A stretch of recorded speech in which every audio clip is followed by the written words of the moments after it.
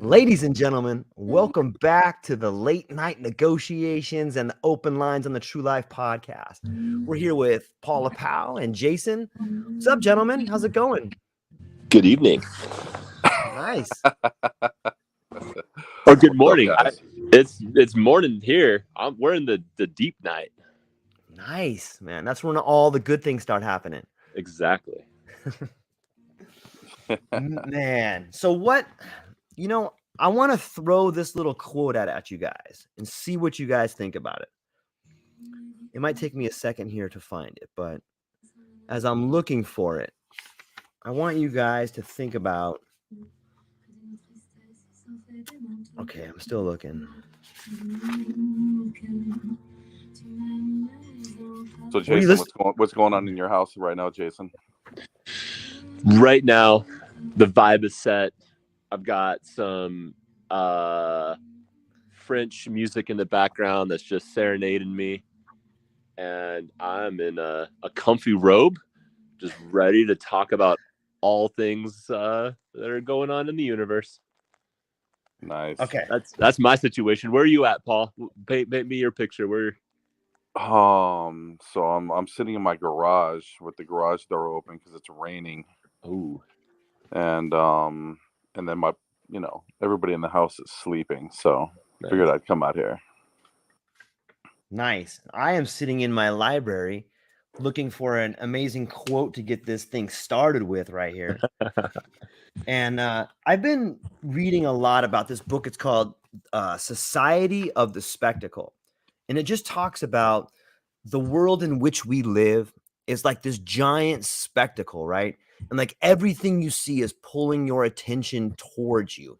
And it's almost pornographic in a way, like whether it's the television or whether it's like a blinking sign or whether it's a road sign or whether it's the radio, it's like it's the pornographic, uninterrupted presence of the visible. Like there's always something trying to grab your attention. Like you don't even have time to think because there's so much shit trying to grab your attention, man. Yeah. Right? What do you guys think? Yeah, it's like it's a Rage Against the Machine lyric, right? Come and play. Yep. Forget about the movement. Yeah. Well, and I feel like it puts us into this victim energy, like that we like. It's so hard. Like there's so much and so much intensity, and I think sometimes like that pornographic nature plays on our victimhood, in the sense of like, oh, let me just make this easy for you, right? Like at the end of the day, like if you really looked at on some senses of like the darker sides of porn, which there's all sorts of layers you can look at it. There's some beautiful things, but the darker edges of it is lazy. I don't have to do anything for pleasure. I can just sit here and not have to. I can just consume, and I'm not willing to put the resistance that's required to find something that's real, which is what is out there. But the society and all this energy just puts us into this almost like victimhood slumber mentality that's really hard to break out of. Yeah, I like that. It brings me to this idea, like I think so many of us are like put in this position where we're supposed to consume everything, but consumption is almost the opposite of contemplation. Because when you're consuming something, like you don't really think about it, right? Like if you're shoving food in your face, or if you're watching porn, or if you're watching television. And it brings me to this idea of beauty. Like think about something beautiful, whether it's your wife, whether it's your husband, whether it's a lover, whether it's a tree, whatever it is. Think about something really beautiful right now. And are you consuming that image? Are you consuming that thing? Or are you contemplating that thing? And like I think far too long, especially in today's world, we've gotten to this idea of where we're consuming beauty instead of thinking about beauty. What do you guys think?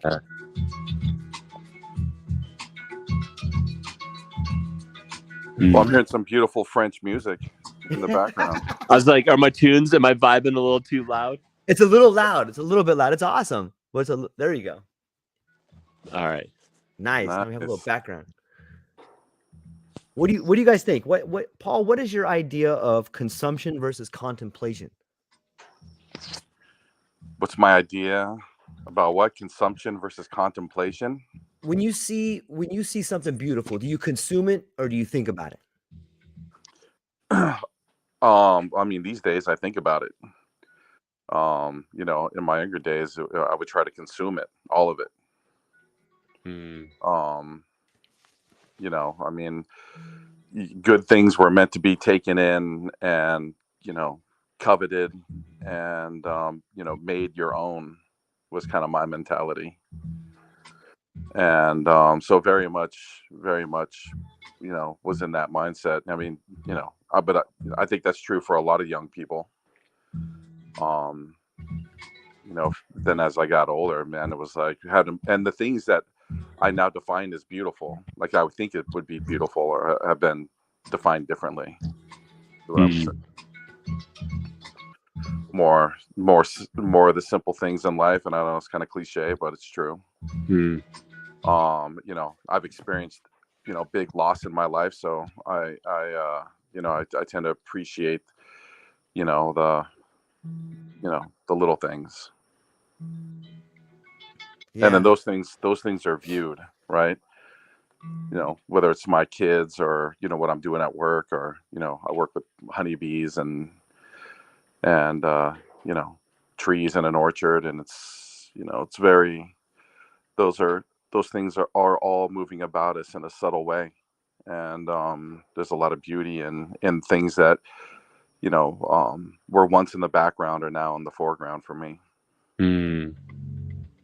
How old were you, do you think, before you like made that change? Was that something that happened at like a certain age, or like, what do you think changed for you to start seeing the world that way?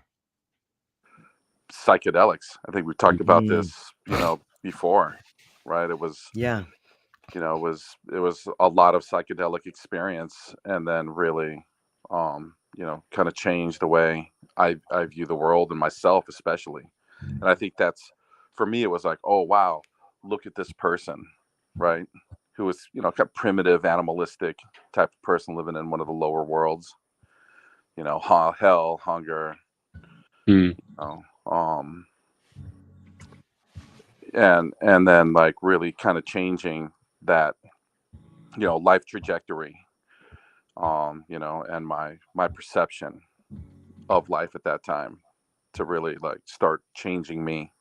And then what's interesting is that, like, what psychedelics taught me, it actually was like, it was a roadmap. Like I developed a roadmap Mm. to being able to, you know, to make those changes still in my life.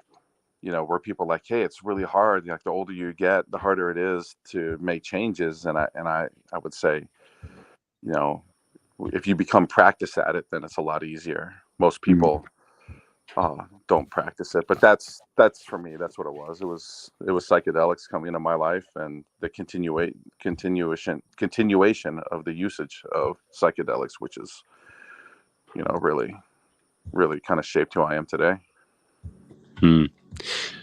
Something that I thought was really beautiful in that is, you know, George, that like we can have this weird consumption energy of beauty, and you can't really contemplate it. So it's this, like, if you're either consuming it or you're contemplating it, and this binary world. But I love how you shifted that, Paul. And I thought about you in the, you know, in the forest with the bees, and literally you're consuming the beauty.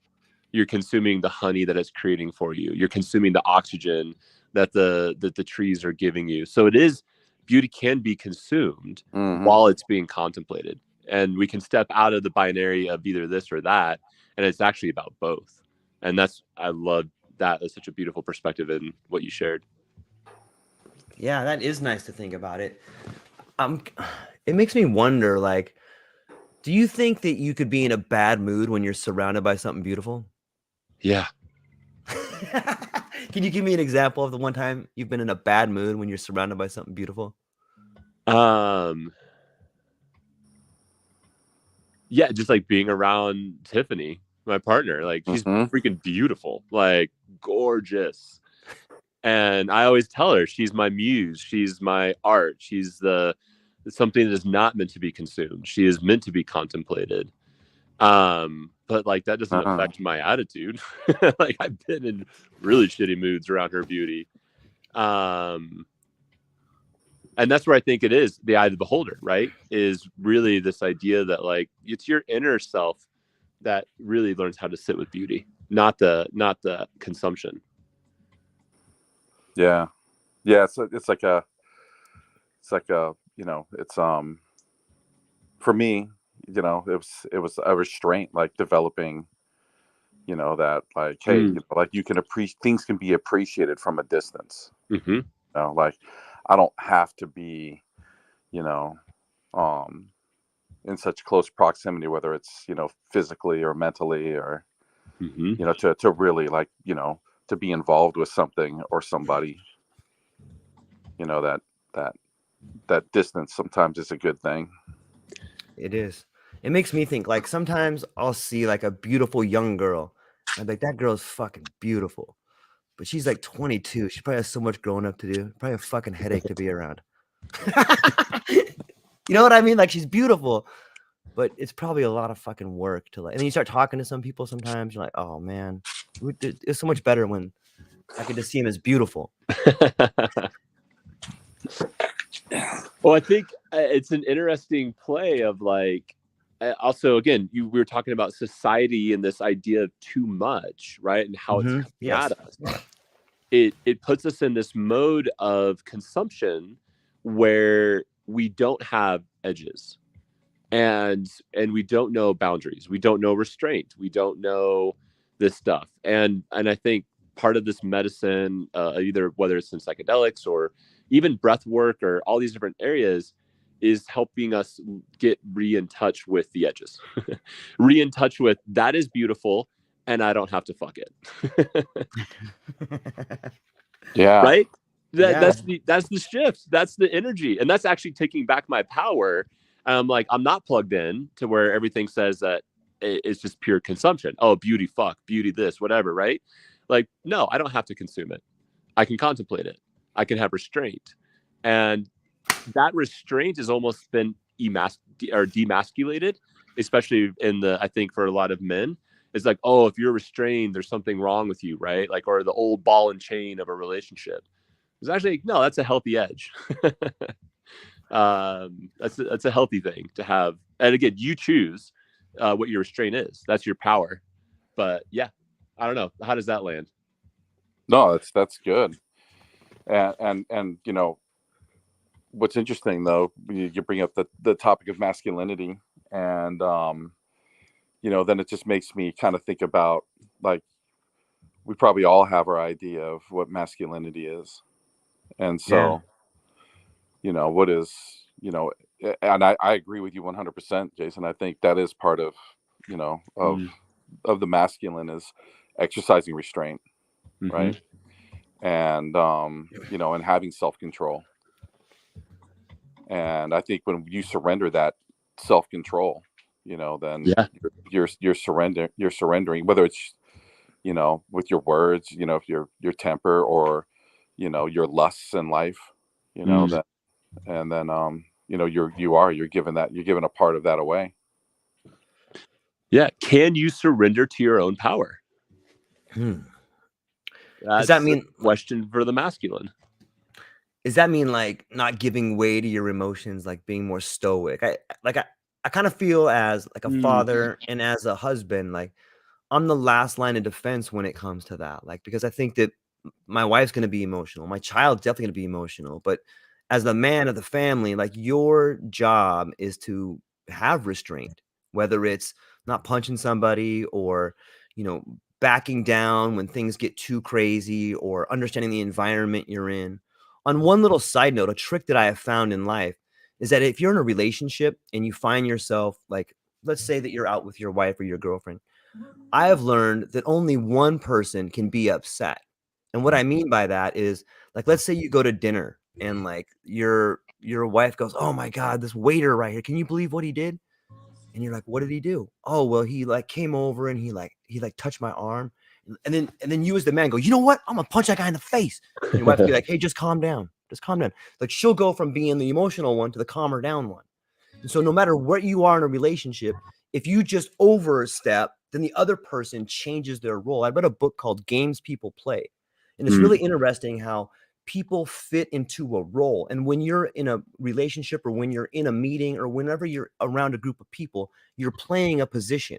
And only one person can play the position of the leader at a time. So if you step up and you start playing the leader, everyone will be subordinate to you. You might get challenged, but in an event where things are kind of hot, if you're the first person to act and you can take the lead, then you'll be looked at as the leader. The same way if you step back and start asking, like, you kind of put yourself down, then you're going to play the role of the person who is not the leader. But it's interesting to think about it as games. It's interesting to think if who you are is just a game and all you have to do is play a character. So what I feel like I hear in that is, again, so if we played this game of masculinity out a little bit, and you were talking about like being the last line of defense and holding restraint of yourself, I think the way I look at that is actually I take the leadership and setting the boundaries of what's appropriate. And that might mean the emotions that I bring up, there's definitely appropriate emotions. So if there's grief and those around me are crying, I'm going to enter into that emotion with them because that's appropriate. Whatever happened is sad and desires and is worthy of grief. And they need to see me grieving as well. Because it depends on what it is, though, right? Like, well, I mean, right. if they're crying because someone got hit, you're probably not going to start crying with them. Well, like, because maybe that's not appropriate. Okay, I see what you're saying. So, right, if it's appropriate for the situation, yeah. Like, so let's say my kids have a lizard, right? Okay. And this lizard dies, and they're really sad about the lizard. I'm not going to shed a tear over that fucking lizard. Right? I'm not going to, I will be the defense, life and death, children, grab a bag, throw it away, like move on. Right? Like I'm not stepping into that. But there's a death in the family. Hell yeah. Like they're going to see me come undone. Because that's appropriate. It's appropriate that my emotions would be responding to the situation that way.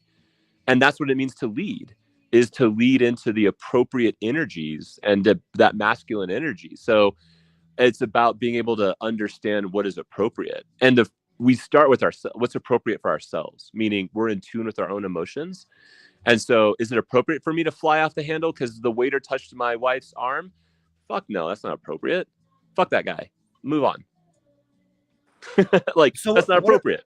Like, what do you mean you'd come undone? Like, is that the right thing to do, is to come undone? And like, what do you, like, can you define that? Like, say someone in your family dies, like what does that mean? Like so, what are you going to do in front of your kids? Are you going to start crying, or like I mean, dude, what does that mean? If Tiffany died and my children would see me at the depths of grief, tears, I don't know what fucking happens in that depth, but like, it ain't pretty. And they need to see it because it becomes the roadmap to life, that death is part of everything. And if you can't see me at my worst as a man, you can't see me when I'm like really in the depths of pain, then, what am I showing you? Because you're going to have those feelings and experiences in life. So let me give you a roadmap. That's what I want for my children. Like, that's why I would have no problem letting them see me come undone, because they're going to see me rebuild as well, right? They're going to see what comes after that. But yeah, I would lose my shit in front of my children. Well, I mean, grief is the first step in healing, right? Right. And so I don't know, man. Maybe denial. I mean, maybe denial is the first stage in healing. Yeah. Well, I mean, it's part of the cycle, right? For sure. But I was thinking about, I recently watched The Never-Ending Story. Great one. And I'd never seen it before. And you want to talk about this idea of grief and a father losing his wife and basically telling his son, like, chin up, dude, suck up, no emotions, like, get your shit together. Your mother is gone, move on. That's harsh. Like, watch the intro to that movie. It's harsh. I don't know about that kind of grief. I think we got a kind of really sick picture of masculinity. We were told that's what you do. Chin up. And what's that story about? The boy learning about death. the great darkness, right? He has to become friends with death. It's such a fucking movie's profound. Yeah, it's one for the Anyway. ages for sure. Yeah. From like Yeah. the 80s. Yeah. I remember the Rock Eater, like they big strong hands, don't they? Yeah, that was a crazy one. What do you think about this idea? Like, you know what? Like when I look at the world today, like I see the return of masculinity. Like when you see like Andrew Tate coming onto the scene, and you see like it seems like there's this return of the masculine coming back in full effect. And it, you know, it's slow at first, but I think what you're seeing is this return of the man to the head of the family. Like, in my opinion, I think in the next 10 to 15 years, you're going to see a turn away from like women's lib, from I think you're going to see a lot of like homosexuals go back in the closet. I think you're going to see a lot of more very difficult times happen. And I'm saying that based on what I see on the fringes of society right now. Like if you look at how many views, like people like Andrew Tate, and there's just like, it just seems like more masculinity is coming back. And when there's weak leadership, like it opens the door for that. What do you guys think? Like there's, for the last 20 years, there's been like a lot of women that have returned to the workforce. And it was like this idea of equality. But I think equality is bullshit. I don't think any of us are born equal. And when we try to lie to ourselves and say everybody's equal, like we just open the doors to a giant shit show. And that's a big part of what's happening right now. What's your take on that? I mean, again, it's like, how do you define masculinity? You know, I mean, is Andrew Tate your idea of a masculine person? I think he has more masculine traits than feminine traits. But maybe we should try to identify what masculinity is, because my argument shouldn't be based on him. But you guys want to try to do that? Like get some definitions out there? Me, like it's like, to me, like there's a big flaw with Andrew Tate's, you know, his own, you know, vision of himself and masculinity, and that he's very insecure. So try this one on. Okay. Your masculinity is defined by your relationship with your cock. And okay, listening. And so, like, really, if you want to know what it means to be a man and where you're, like, what your masculinity is, you have to pay attention to your life force. You have to pay attention to the thing that is sometimes leading you. That's an impulse, an intuition, and trusting it, and trusting your cock, and trusting that it's going to show up for you in ways that are going to truly be masculine. And so when I look at there is going to be a rise of masculinity. And I think a lot of it is, a lot of dudes are disconnected from their cocks. I've been watching some TV, and there's this commercial that keeps popping up for this brand called Hims. And this is a serious hot take. I'm probably going to offend some people with this, but anyways, so like they're normalizing fucking Viagra for 30-year-olds and young men having erectile dysfunction. And that tells me there's a fucking generation of dudes that do not have a relationship to their cock outside of a pill. And that's not, you're not living in your masculine. And so there's going to be this like revolt from that, and it's going to get grotesque, and you're going to get these weird caricatures like an Andrew Tate and these weird little things. But I trust that there will be this wisdom, the wisdom of the masculine will come back, and we will begin to lead with the feminine, and we will begin the dance of this beautiful partnership that is both masculine and feminine. And that's where the real men are going to be, not the caricatures, and for sure not the dudes that are taking tiny blue pills to fuck. Yeah, it almost seems like that's my hot take, but it's good. I kind of see it as a return to the family, right? As because every Buddhist in the world just turned their back to you. Every Buddhist? Yeah. Why? That's not where people, that, you know, I mean, especially for men, it's like your cock, that's not where you derive strength from. Right? Oh, right. I'll be right back. You guys carry on. So I'm curious, Paul, what would be if it's not our cock, where would we derive our strength from? Our minds, or like, how would we look at that differently? Our vibrations and connections to the universe. And that's not going to happen through the root chakra of like our balls. The root chakra of our balls, he said. I mean, I guess it depends. Like I said, like you got to define masculine. Yeah. Like everybody has their own idea of what masculine is. Mm. And I'm sure you might have had a number of ideas of what masculine is throughout your life. Totally. Right? Like what was your idea of masculine when you were 18 years old? Right. So what do you think it was? Oh, it was like, well, I was really confused. I didn't really have a clear picture of what it meant to be a man. I didn't really know. And I don't, you're not alone as an 18-year-old young man. Like you're in the majority. Yeah. Right. But did you look up to anybody who you thought, wow, like the John Wayne types or the, you know what I mean? Or, the Al Bundy types?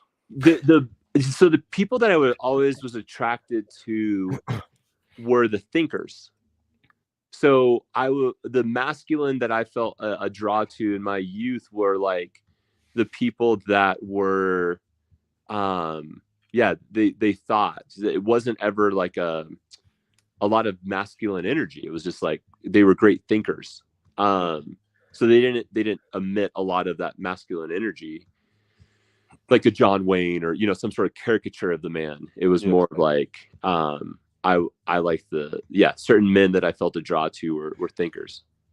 And so were these men part of your family? No, actually none of them were. These were all mentors and friends that I found either through like my relationship with the church or just through friendship. So how would you I'm sorry. Oh yeah. So, no worries, George. Go ahead.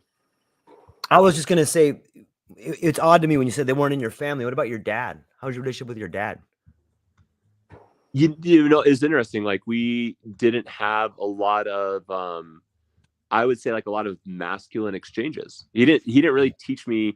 He taught me what he could about what it meant to be a man.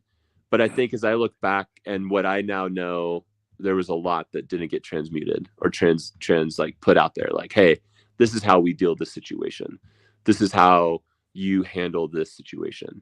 And again, the reason I kind of keep bringing it back to like cock energy is, again, I believe like integrating ourselves, right? Like we have our minds and our masculine, there's deep strength in our minds and there's deep strength in our bodies. But I don't know, I just find that like that relationship to the thing that we sometimes don't have control over.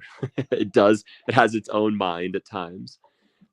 This thing that both emits strength and hardness and softness and like relaxing, like it's there's a yin and a yang to it. It's never just one always. It's important. There's a lot of stuff we can learn from that. So why would I not think about my relationship with it? Why would I shame it? Or why would I be like, ew, that's like, I can't learn something about my masculinity through my cock? Well, because now you're dwelling in one of the three lowest worlds, which is the world of animality. Well, and that's an edge, right? Don't we need like to have like to find pleasure? Don't we also need to understand the underworld and the dark? There's understanding it, and then there's participating in it, which are two totally different things. I agree. And dude, I've had bad cock energy. I participate like, like and that's why I think it's important that you will never have perfection, right? We'll never, like in our path to enlightenment, it's never about this idea of perfection. It's about integrating the shadow. It's about understanding like it can be a really dangerous place for me to go play if I'm not conscious, right? Yeah. Well, I mean, as we evolve as a species, right, that we are moving away from those lower worlds as much as we can. Of course, we experience, all 10 of the worlds at every moment, at every time of day. But it's about being able to find, the higher worlds while you're trying to escape the lower worlds, or while you're currently existing in the lower worlds. And the world of animality is not a good place to be.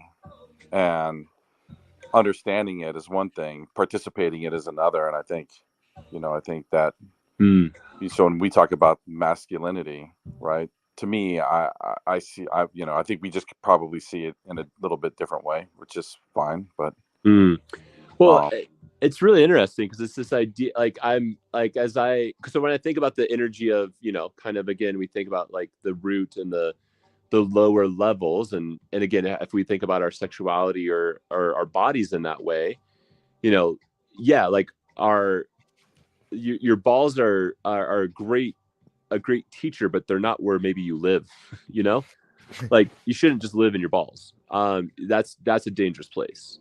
And that there's a lot of darkness is when you're living down there.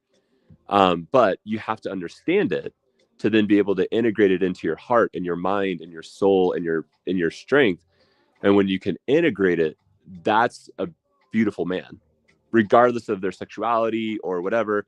That is a beautifully masculine man. And that's what I mean by like understanding your cocks and ball and like how all of it's in play. right. I don't know. George, how does that land?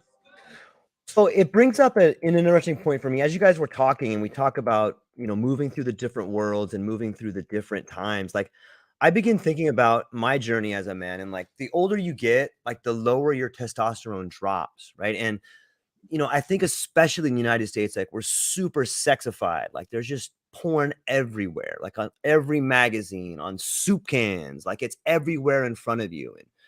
And I wonder that as we get older, like maybe, there's a reason our body is the way it is. And when you get older, your testosterone drops and you think differently. Like you're not, imagine 5 guys sitting at a table and the smoking hot chick walks through. The guys that are 50 are going to be like, wow, that girl's beautiful. And the guy that's 20 is like, I'm going to go get her phone number. Like that testosterone that runs through your body, whether you call it cock energy or whether you call it testosterone or whether you call it being younger or you call the older man an old man, like there's something happening throughout your life that changes, and But, yeah, go so ahead. There's a myth there, dude. I want to challenge that a little bit.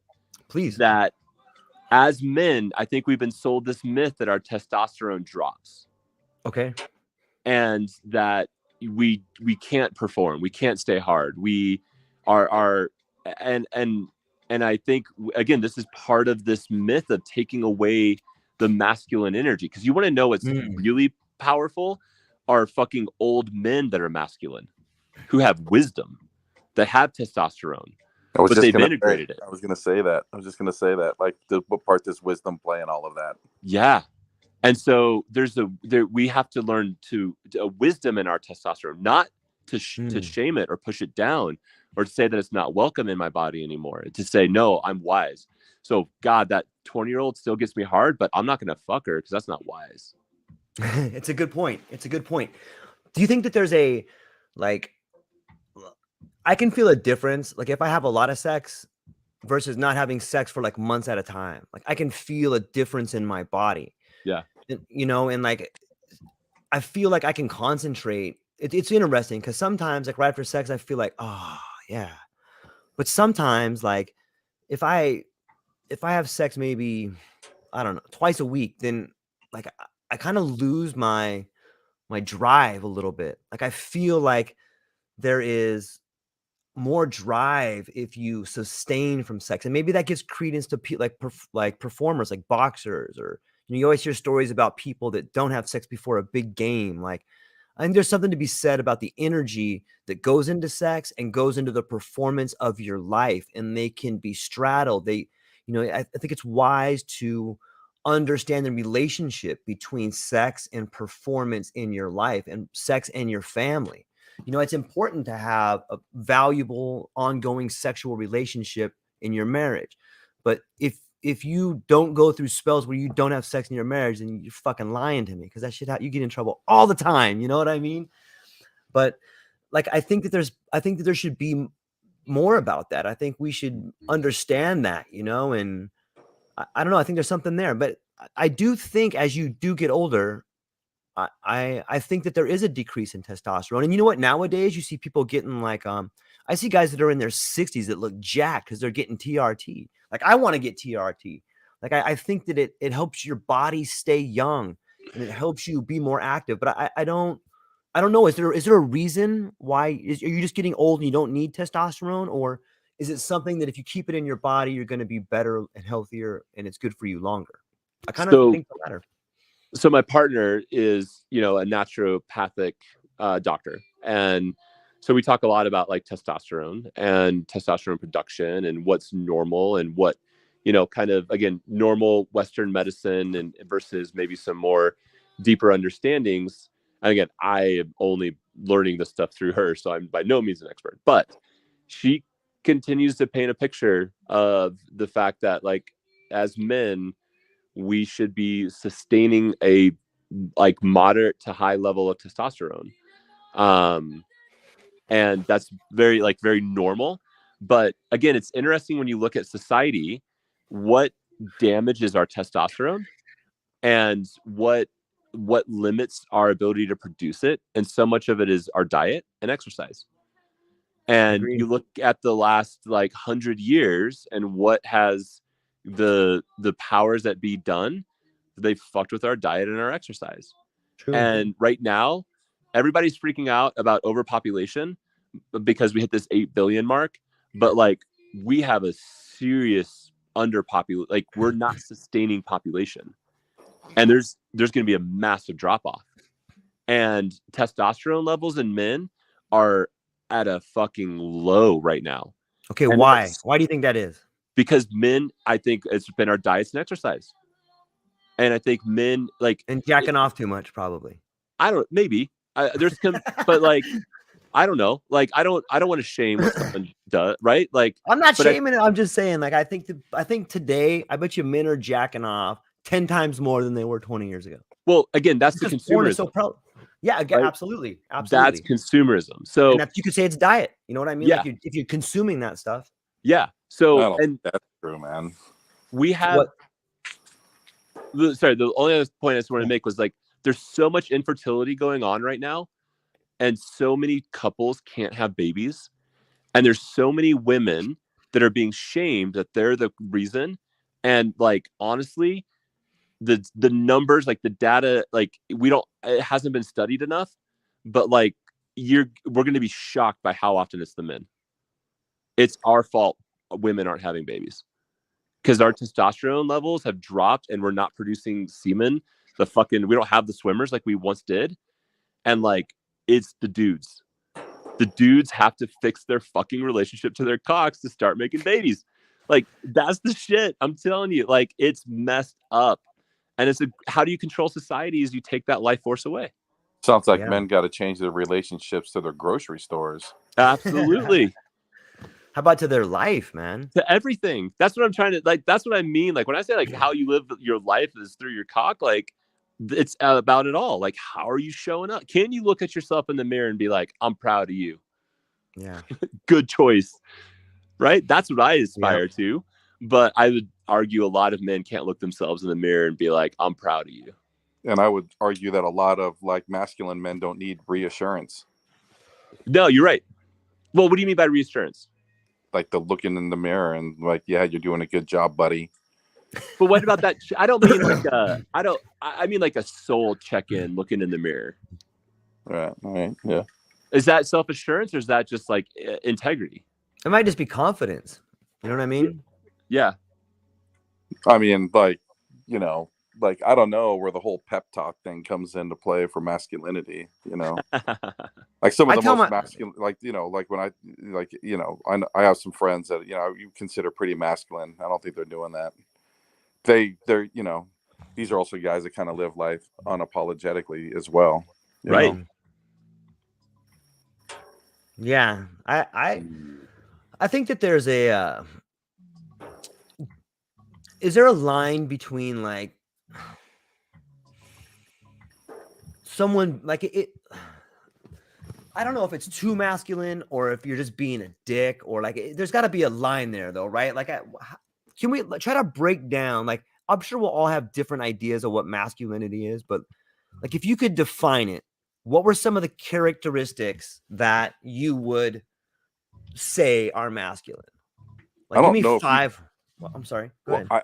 I don't know if you can define it, George. I think you see, like when you're younger, you like, I was asking Jason about like, like he looked at intellectuals as kind of, you know, it's maybe people that he looked up to and wanted to be like. Okay, well, let's look at that then. As It's not that he saw intellectuals, it's that he saw competence, he saw confidence, he saw something that he was drawn to. And it may be they were intellectuals, but it's beyond that. It's a feeling Mhm. of control that he saw there. That is masculinity.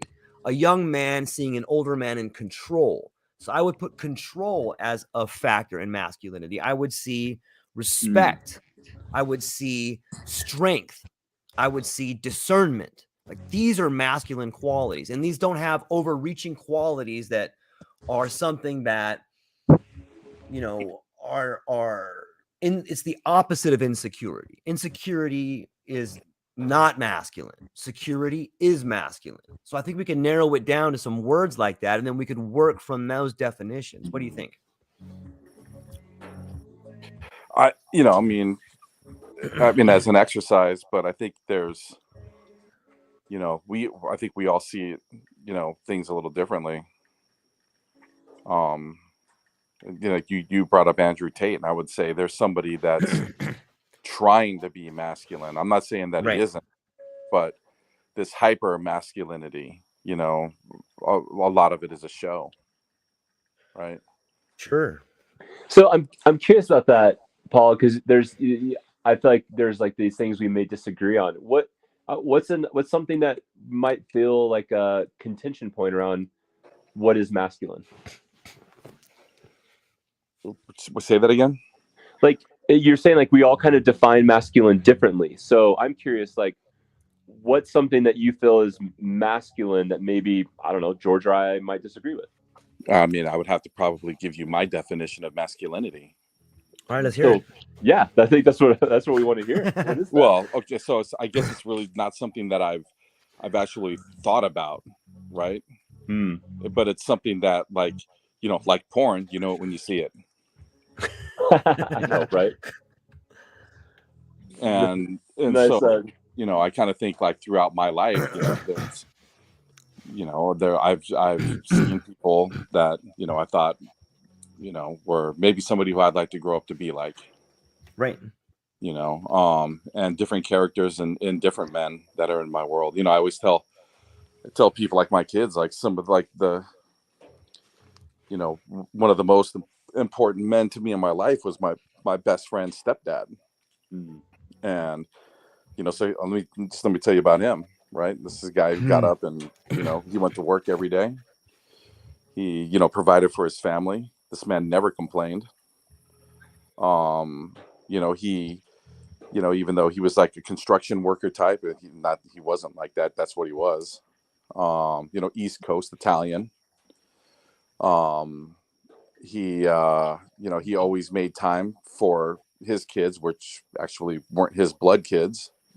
I always had a tremendous amount of respect for that.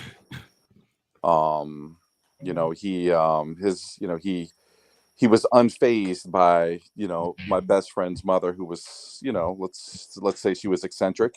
He never, he was a man of few words. And when he had something to say, you definitely listened. I mean, I would start there. I mean, that's when I think about, and I quote him often. He was a real self-aware man. So what's something he taught you that you like carry on that you? Oh man, the grass is never greener.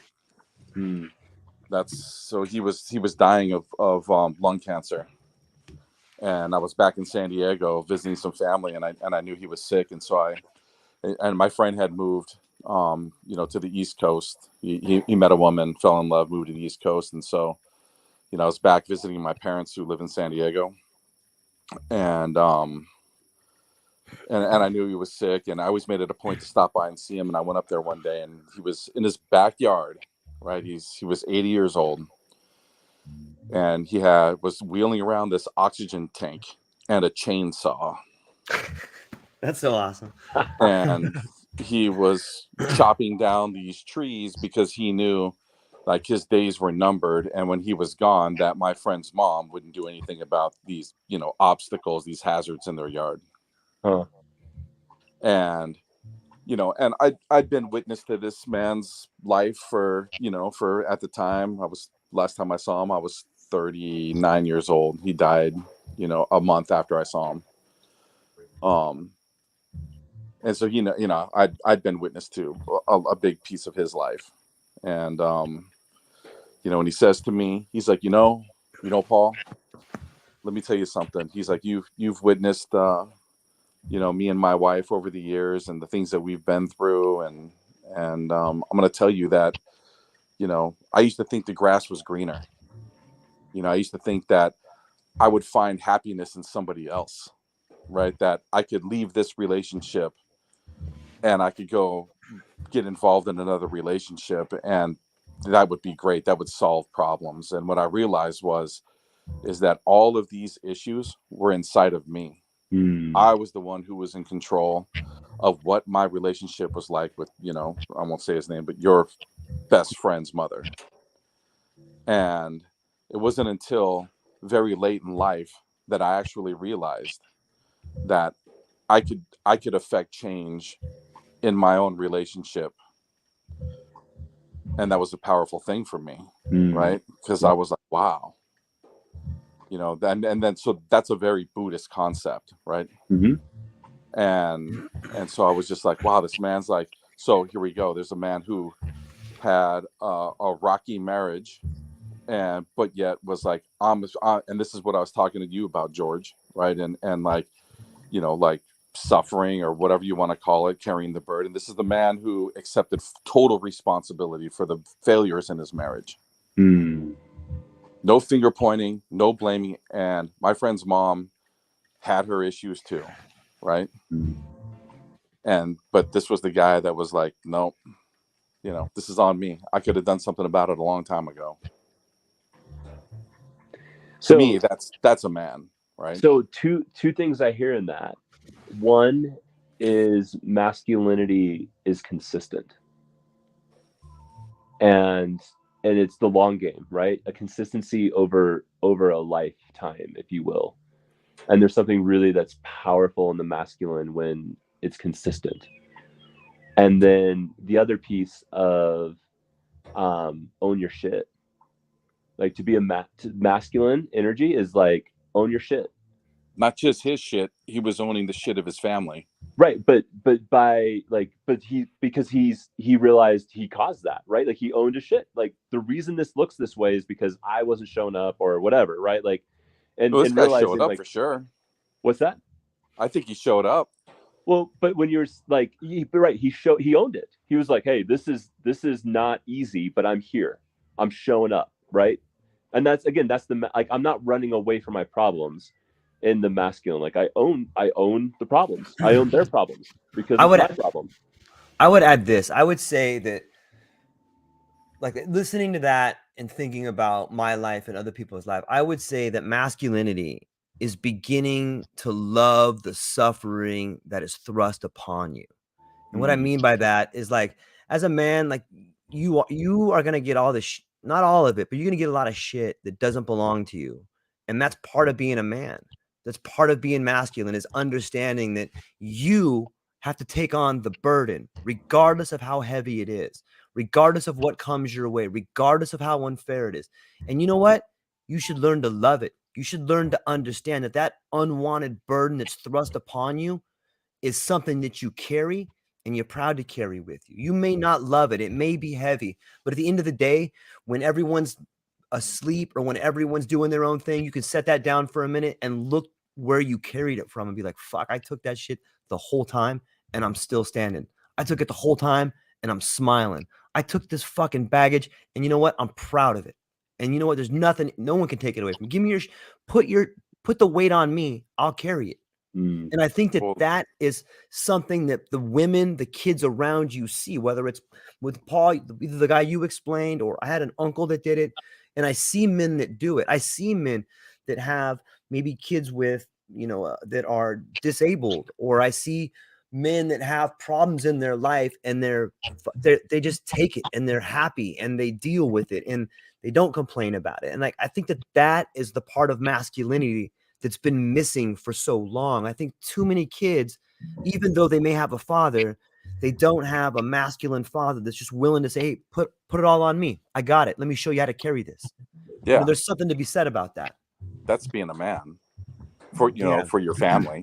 Yeah. It's the willingness to endure pain and suffering and being uncomfortable.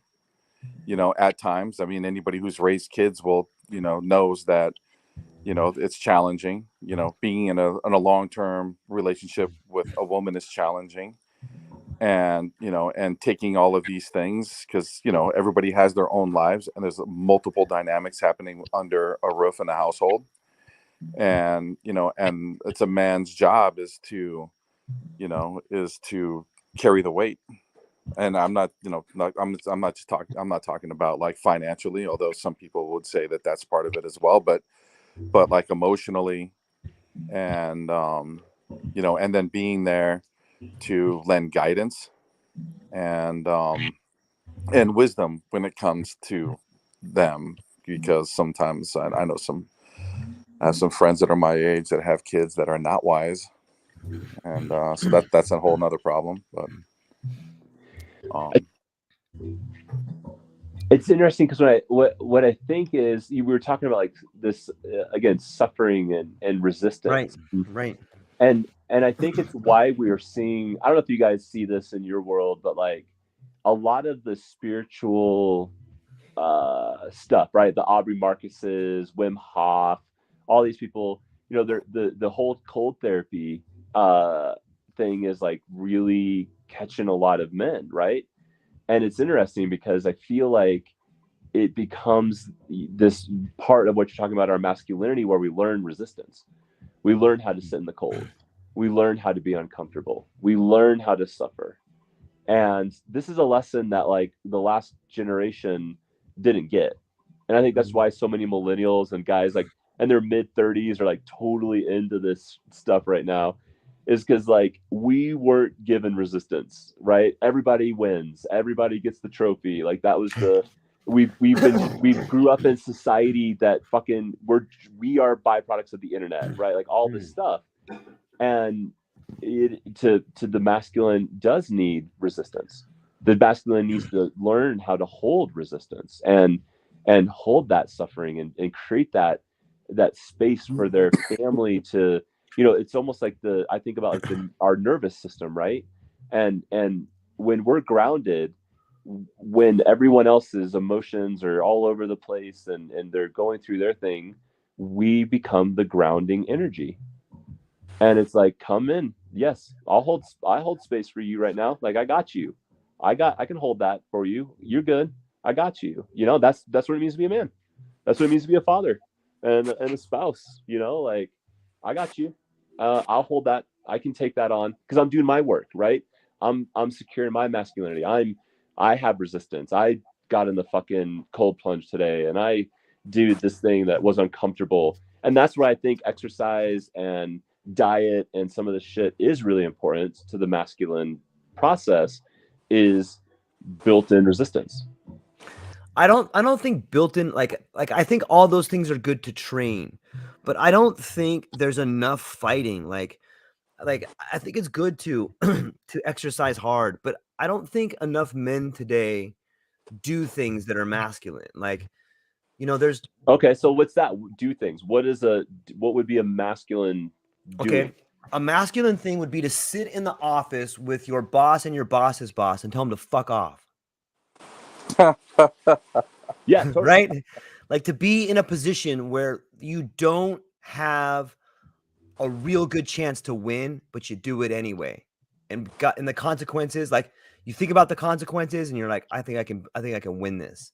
But to put Well, yourself in situations like that, like maybe not to compromise your family, but I'm just saying to be in a position where you have to fight. So you can challenge your body all you want and you can push it up hills and you can do things, but you should be in a situation where you're a little scared about taking a physical beating of some kind and go through with it anyway. What do you think? So, I mean, I'm hearing like, so to be courageous. I think courage is a big part of it. What's the difference between courage and bravery?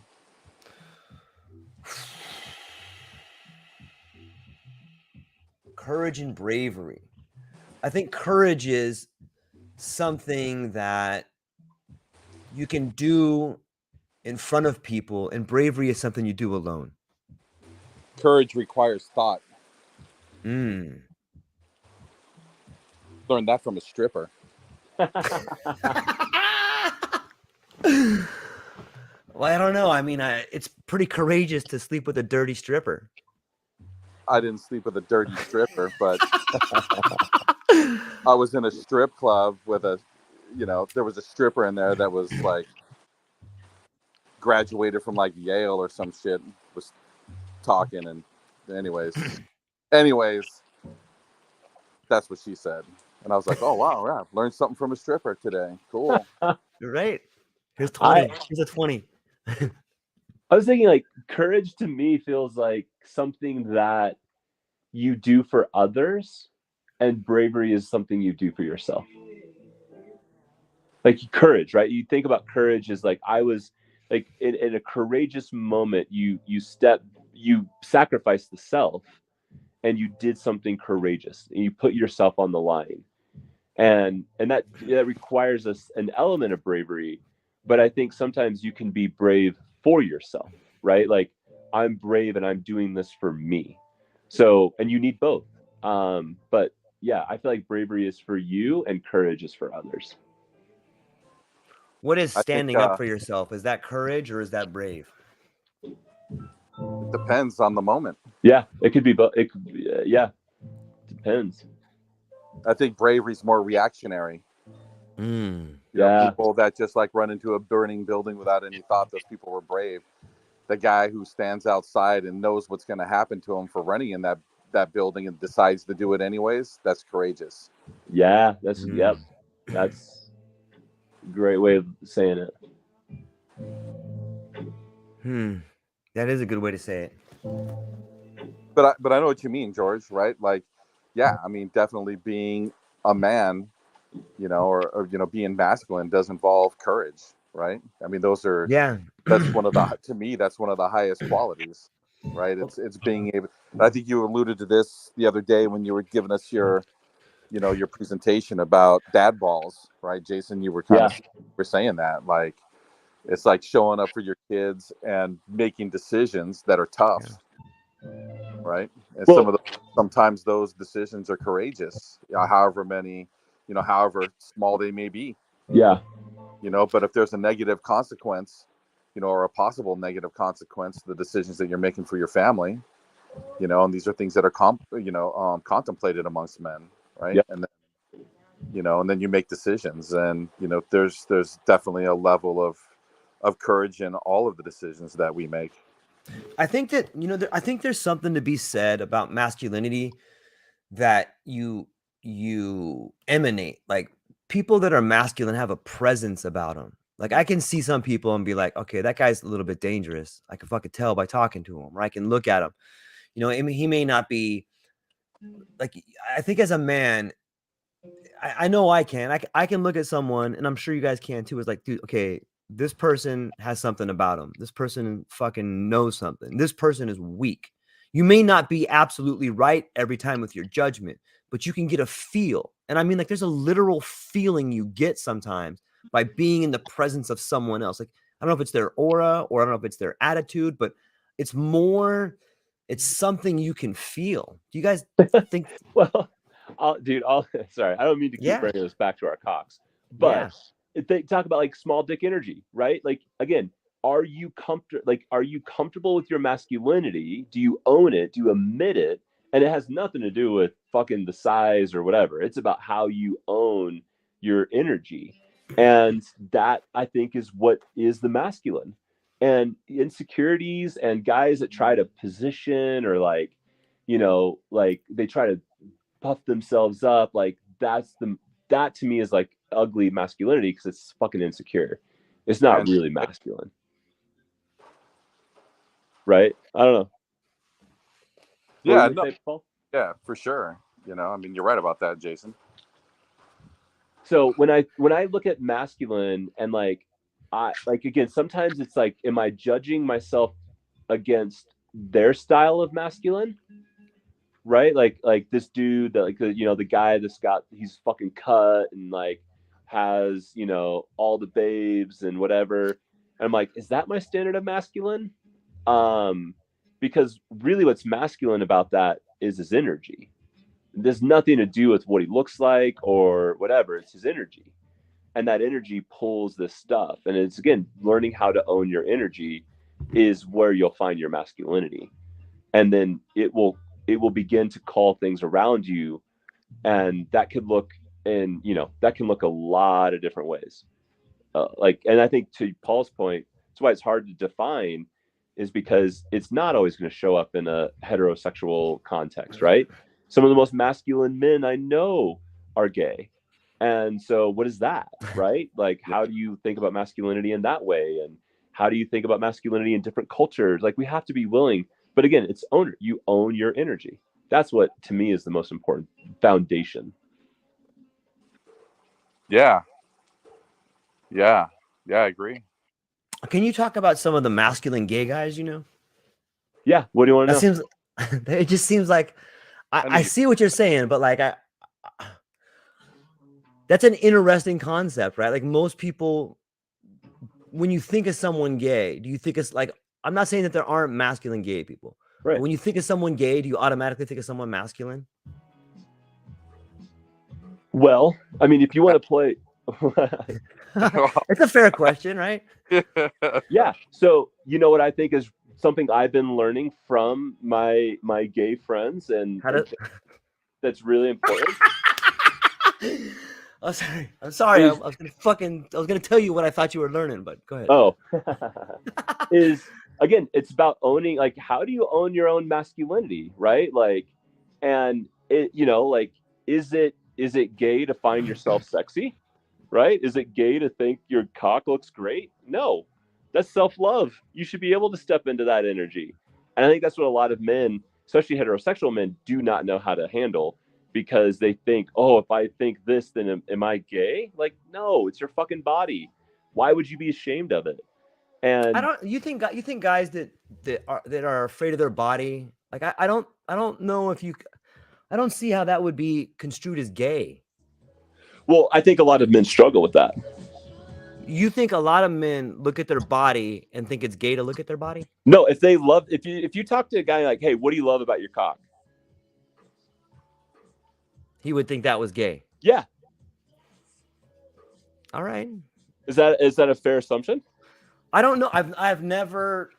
I don't know, to be honest with you. Like I fucking look at mine all the time, man. Right. But I got a good relationship with my body. I don't know. But I would say in heterosexual contexts, for a lot of men, they don't know how to have that conversation. And when I talked, and I engage my friends that are gay, and I ask about their masculinity, it's interesting to see how they can integrate their bodies, and they can understand pleasure, and there's a lot to learn about masculinity. There is. I And agree. there's a lot to learn from them about an understanding of both, sexually giving and receiving. And there's a lot of masculine energy there. And I think to think that it's feminine is actually a disservice to the relationship. Is two men and the masculine love that can be shared. There's something beautiful in that. And there's something that I think all men can learn, the capacity to hold friendship and deep love for another man. It's a beautiful thing. You kind of say that as if they're choosing to be that way. They're choosing to their love experience. I think they're gay. I mean, that is their experience. That's not what, like, I can learn from their experience. Not that I'm saying they're choosing that, that is how they experience love. That is how they experience masculinity. So I can learn something from that. Not that it's their choice to do that. It's just their life. That's their life. That's who they are. Okay, I'm gonna throw this out here, and I'm just gonna see what you guys think. I think this will make for an interesting conversation. How many boys, like how many young boys get molested? And out of those young boys that get molested, how many of those young boys get molested by men? What do you guys think? Oh, the majority. Okay, the majority. How many boys are those mostly gay men that molest little boys, or are they straight men that molest little boys? Wait. I'm like, where are we going with this? Well, I'm just throwing it out there. Little boys, are you straight? No. Well, you're repressed as fuck. That's what I think that situation is. So if you're a man and you're molesting little boys, I'm guessing you're not straight. No, you're not. So that would be 100% of them then, right? Well, according to that logic, they could be bisexual. Okay. Yeah, there's fluidity. Okay. Do you think the more like I don't know. I'm just asking this question. If there were less gay men, would there be less little boys being molested? No. There wouldn't.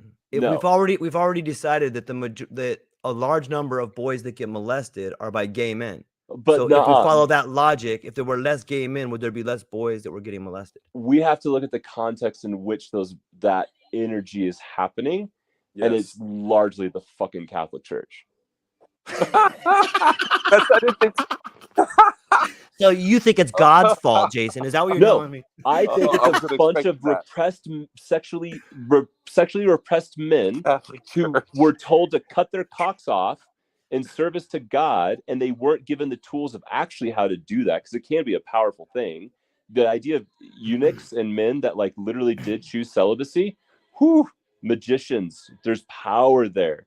So the church had something about this idea of celibacy, but it became fucking religion, and all these men became repressed, and then it comes out in really dark, evil ways. To try to associate homosexuality to molestation is, I think, a bit grotesque. Not that I'm saying you're grotesque, George, I hear you. But like it's actually, we have to look at what created the environment that those things were taking place, and not one sexuality. And it's fucking the darkness of religion is where that shit happens. Wow. There's the hot take. Yeah. What are you gonna say, Paul? You made a hard left there when I thought you were going somewhere else. That was wow. That was good though. I mean, I would say it's a pattern. Like I think it's people that get molested are in a pattern. I don't necessarily know that. And I think there is a lot of evidence to show this thing called imprinting. The first sexual, I think as you go through puberty, the sexual experience that is put on you at that time imprints something on you the same way any experience does. And I think there's a lot of evidence that shows that if a young man is like between 9 and 14 and an older man does something to him, like that younger man is going to remember that experience forever. And he's going to think maybe he's gay. He's going to think like, oh my God, this happened to me. Like you can never get that out of your head. Like that always happened to you. No, you're imprinted with abuse, man. You're imprinted not like that. Oh, am I gay? You're imprinted with shame. How do you know? What happened? When it happened to you? How did you feel?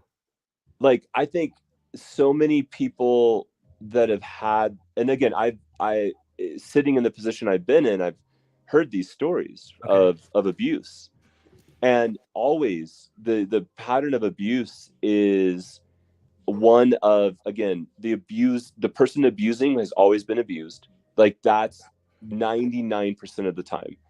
So like if there's and again, I think a lot of molestation, if it's not happening in religion, it's happening within the family. Yeah. And when it's happening within the family, it's because of sexual abuse in the family. And again, this is about fucking men not being men. And this is the lack of masculine energy, is allowing fucking sexual abuse to take place on your house. Like, fuck that shit. So, like if that's going on and it's happening, then what gets imprinted on you is I'm going to have to abuse someone else. And the pattern of abuse continues. And it's nothing to do with one's sexuality. Unfortunately, that those traumas, they have to, like, they could get very confused about their sexuality because of it happening in trauma. But it does not, there's healing there, and it does not make them gay or straight or whatever. They have to deal with the abuse and the trauma, and out of that, find them their true selves, and however that expresses itself. Yeah. I don't know. I'm not sold Yeah. on I think that, like, I think that once a child is abused like that, like, they're fucked up almost forever until they go through like a lot of therapy. And I think that in that trauma, whether they never get the therapy or they can make a lot of bad decisions in that time. And it's probably because they felt abused and they felt that way. And I think one of those decisions could be like, well, this felt good, I'm just going to keep doing this. You know what I mean? Like, but I think that there's a, but it has nothing to do whether it's gay or straight or whatever. It's sexual trauma, and it's going to create a very dark pattern. So whether that's expressing itself as gay or straight, like, it's going to happen. Like, if you've been sexually traumatized and you don't deal with that shit, you will only continue in that sexual trauma. So can someone not be gay but just has sex with men all the time? Well, I don't know why. I'm just saying, like, if a kid got, like, let's say, and I probably shouldn't laugh, but like let's say that some kid is pimped out or something like that, and then they find joy in having sex with the same sex. Like, is that person gay, or are they just being abused? Oh, they're like lending themselves to abuse. They're lending them. So it's more of a trauma-based thing.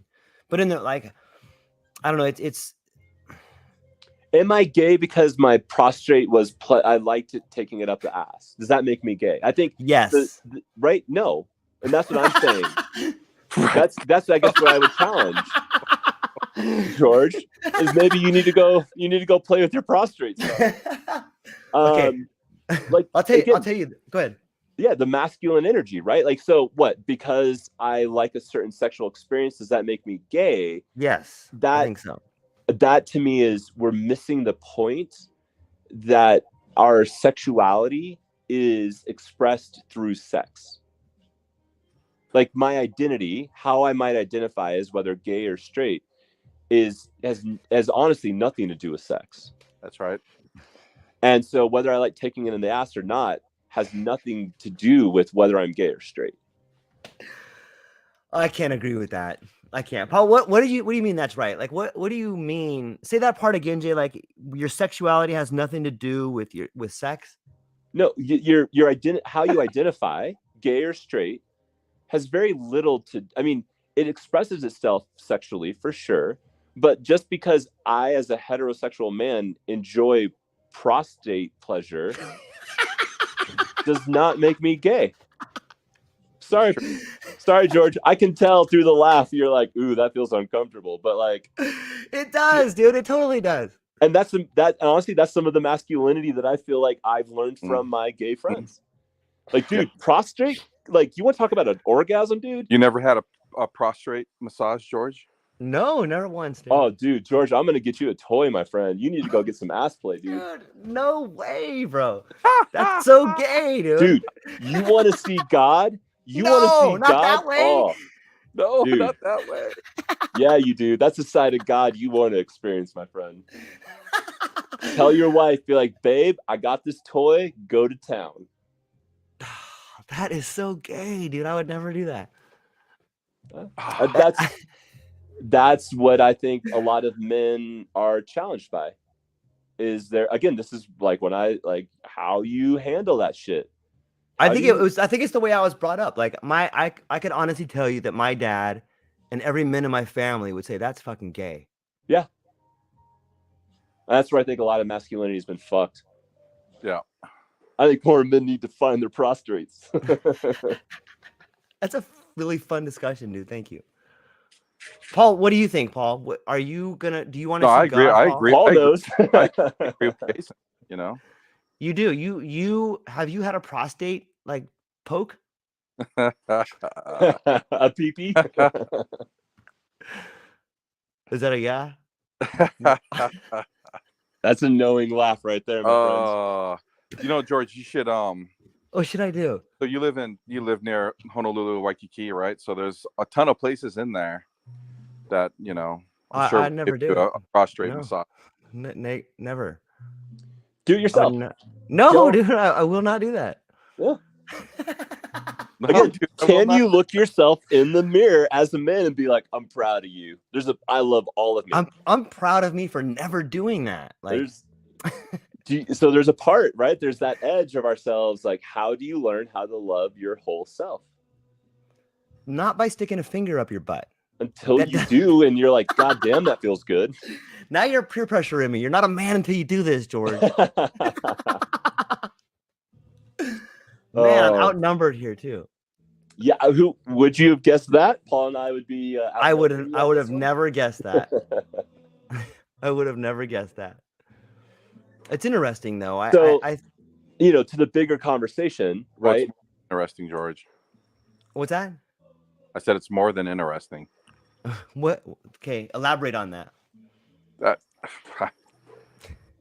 are we running like a PG podcast there? What's going on? I don't know, dude. We just went way off on the corner. But look, so I mean that's just it right there. So like when we talk about like masculinity, right? I mean, I believe that to be part of masculinity, man. It's just like, like, are you comfortable with doing certain things, maybe sexually? And I'm not talking about like, okay, yeah, George, I want you to go blow the guy, your neighbor. Yeah, it's not about that, right? Right. These things, are enjoyed with your wife or your girlfriend, your partner, whatever you want to call her, and so it's like it's kind of weird that it's like, whoa, that's gay. You know what I mean? That's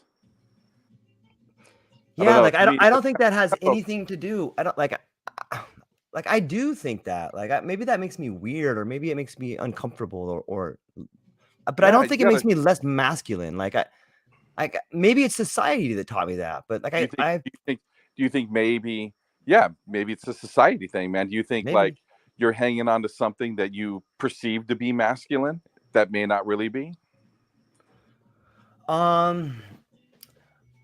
Maybe like this is probably where I'm wrong, but I was under the impression that all men thought that was gay, but apparently I'm wrong. Obviously I'm wrong. If I'm sitting here with two people that I admire and they're like, no, that's not gay. But like, I still think that. I mean, I don't know. I've always thought that, but how does that? I don't know. Well, I mean, it's to me, it's like my wife would think that was gay. Like if I told my wife that, she'd be like, "That's gay." Really? Yeah. Her sticking her finger up your butt is gay? No, me going and getting a prostate massage or me sticking my own finger up my butt would be gay. And my wife would definitely I don't think my wife would want to stick her finger up my butt. Maybe I'm a prude. Maybe I'm a prude. Like have you done it, Paul? Have you stuck your finger? Have you done it? I've not done it to myself. Why not? Because it's gay? Because I have to. Because you don't have to? Yeah. But why not? Like, you're not afraid to, right? No, I'm not afraid to. Well, then do it. Do it. George is playing the peer pressure game now. I know. It's like this peer pressure thing. And if George wants to start watching, we've got some concerns. There's some repression we might want to talk about, George. Not one of those. It's not one of those things where it's like, oh yeah, like I have been, like I got to be doing this all the time, George. It's like, it's an experience. What do you think Mike Nicholson would say? What do you think Mike Nicholson would say? Fuck, I don't know. I don't know, man. Honestly, I don't know what Mike would say. I'm gonna ask him. I think he'd say that's gay. I'll put $1 on it. A gentleman's bet of $1. I don't know if you would. I don't know either. He might be like, "You're gay, George." Well, and I think, and unfortunately, I feel like this has been such a disservice to our friends that identify as, being gay, is Right. that again, I don't think it, like our like we have to begin to realize, like, I don't how I identify as heterosexual shapes a lot of my life, right? And not just the fact that I love pussy, but it's like it shapes just other parts of how I function in society and how I show up, and that's been very normalized, and where I feel like the pain of my friends that are in, that identify, um they don't get that same ease in society, and that's what's sad to me. They deserve that. They deserve the same ease, and they deserve to be able to love their partners and in the ways and explore, but also realize, like, there's a normalcy there, that this, whether this is gay or straight, and it's love, it's beautiful, and I can learn a lot from it, and that's where I feel like, yeah, having these conversations with some of my friends that are gay, like, has helped me, because I'm like, guys, help me. I feel really crude in my understanding. I feel really crude in my, like, ways I talk about this. Like, help me understand from another perspective, and it's been beautiful. Yeah, Yeah. I think we make too much of a big deal out of it all, really. Right. Yeah, To me, I've never been threatened by, gay people. Like, they've never been, I don't view them as being threatening, in any Right. way. They don't make me uncomfortable. Um, and it's just kind of always been that way, like, for a long time. And so I just kind of think that we just make too, like, this is gay or that's gay or whatever. I just think it's like we make too much of a big deal out of all of it, really. Like what people do in their own, Right. in their relationships, who they choose to love, and how they choose to spend their time together. Like, it doesn't bother me. Right. so I think people should be able to do whatever they want in their own house. It's a free country, and I'm not Well, trying I to mean, disparage anybody. yeah, I yeah. Go ahead. I think that there is a lot of, and I'm like, I think that there's a lot of area there where people are uncomfortable. And even myself sometimes, like, I don't mean to be, I'm not trying to be mean or rude or whatever, but I'm just trying to be honest about how I yeah, feel, and like I got tons of gay friends, and like I go at it, man. I don't care what you, everybody should be free to have a relationship and love who they want to love. And I would never get in the way of that. But at the same time, like I wouldn't be me if I didn't tell you, hey, this part kind of freaks me out a little bit. yeah, and that's what's important about having the conversations, right? Yeah, And having absolutely. having the ability to talk about that, and that be safe to be like, hey, help me understand this. Like, I don't, this is a little hard for me, and I don't, like, I'm trying to figure this out because this isn't my experience, but clearly it's yours. And that's where we have to be willing to have these conversations and show up as both being, again, the masculine of the brave and the courageous when we find these edges, and be willing to come at them with curiosity. Yeah, agreed. So I think something that I think we're going to see happen, and so, again, I don't know the circles that you guys see, but I see this a lot with Tiffany and some of the movement of, like, women. There's just this real, like, kind of like pussy power energy, and you see a lot of, like, women learning how to, like, reintegrate into their pussies. And anyways, it's a lot. We have a lot of pussy talk in this house, so it's interesting. And this, like, kind of like integration in, and with that comes some fluidity that you're starting to really see, I think, in women, where they might be more willing to, like, have a bisexual experience. They might be willing to have an experience with with a woman, and in that energy, but not be identifying, quote unquote, as gay, but it's kind of normalized because of this power of the pussy that they're understanding. And I don't know, I'm curious, as men, like, again, as we see more and more men step into their masculinity, do you see, does there become more fluidity? I don't know. It'll be like, societally, it's always been something I've been curious about. Like Rome, and you look at these other, like, areas where, like, men had this fluidity in their sexuality. I don't know. What do you guys think about that? Like, do you think the masculine can be fluid in both the energies, or do you think it has to be one or the other? I think it's decadence. I think when societies have so much money, men no longer need to be men. Like they Mm, have so much freedom to go out and like you don't have to work that hard. Like you can have a job where you can get your nails done and like I'm not saying that's wrong, but I'm saying in difficult times, I think that like difficult times make strong men. Strong men make good times. Good times make weak men. And I think mm, we've gone through a period of really good times and we have a lot of weak men.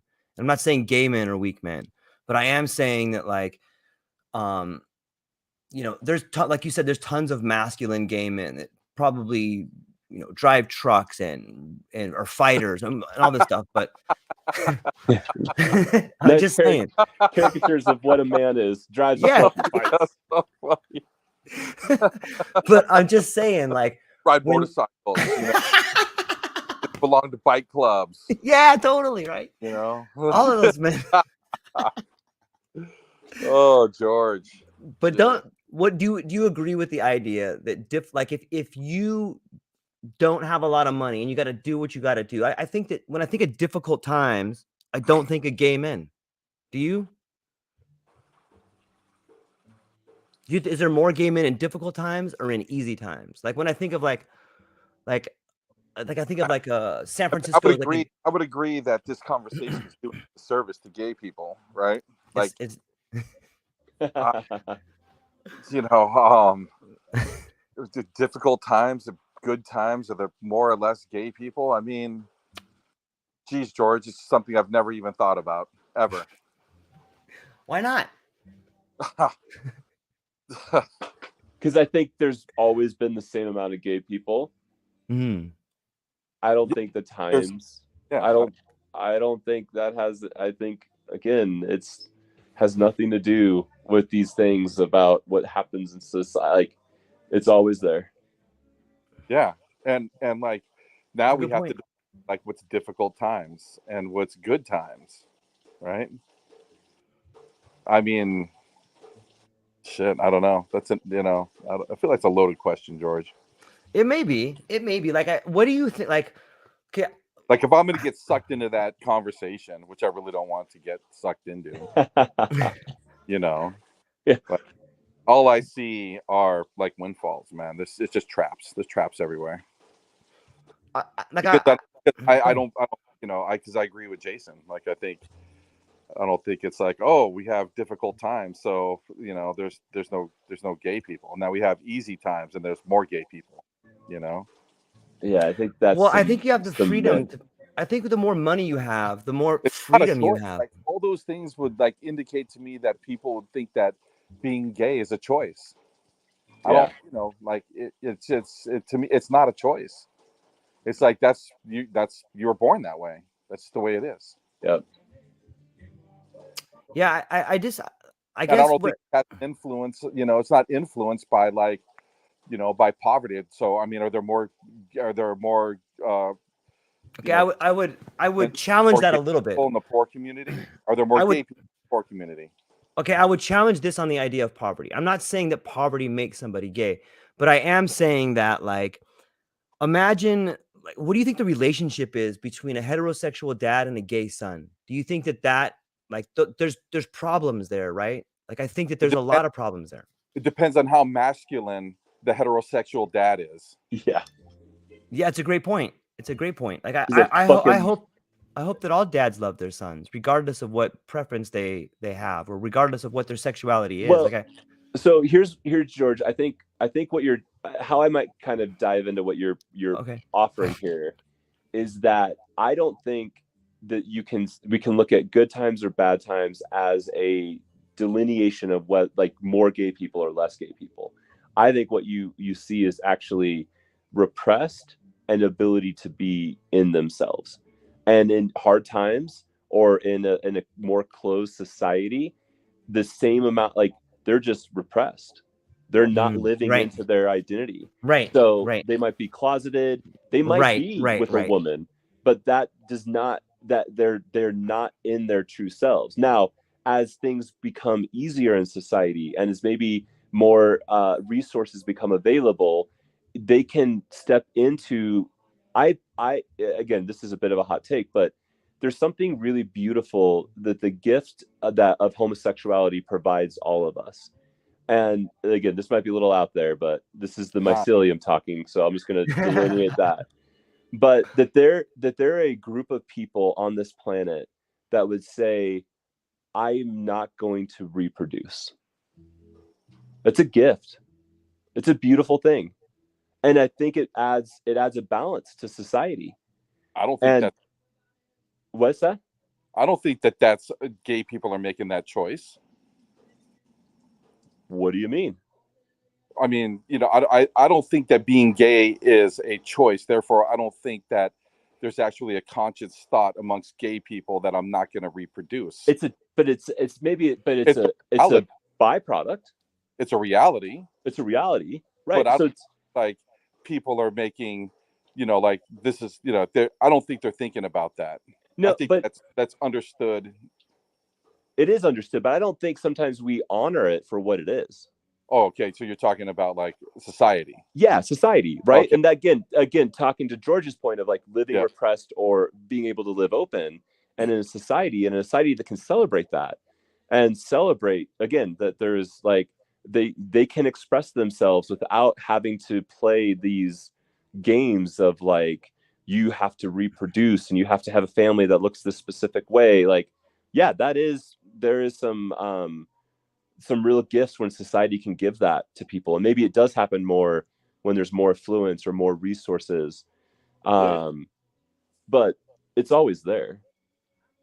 Yeah, well, I mean, the times do shape, human behavior.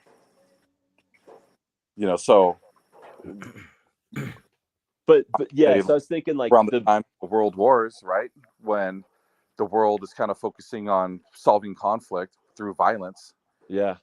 That, there's just an air of, I guess you could call it masculine energy, like within society.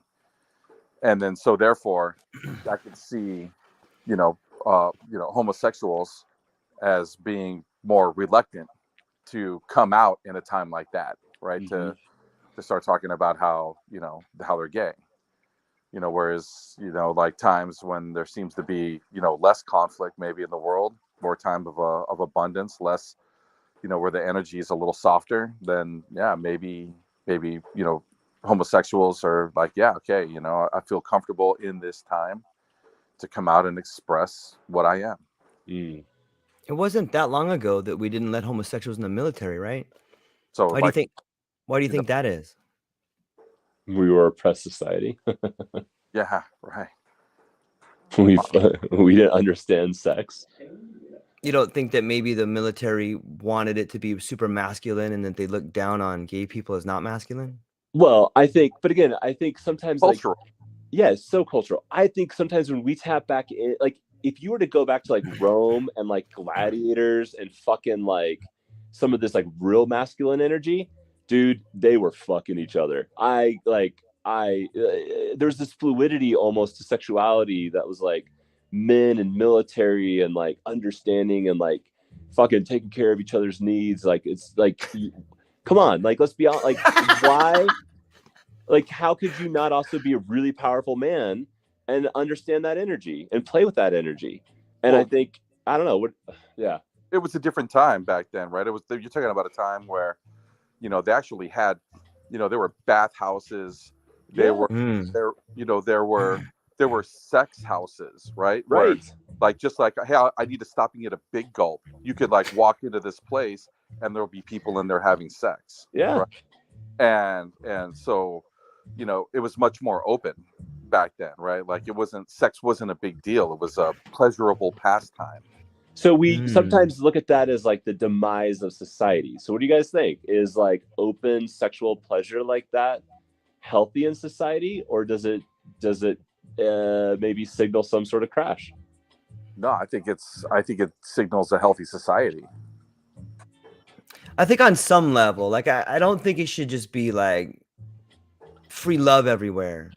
Like I think that there should be, because like I think that there is something for we get back to self-restraint and we get back to discipline.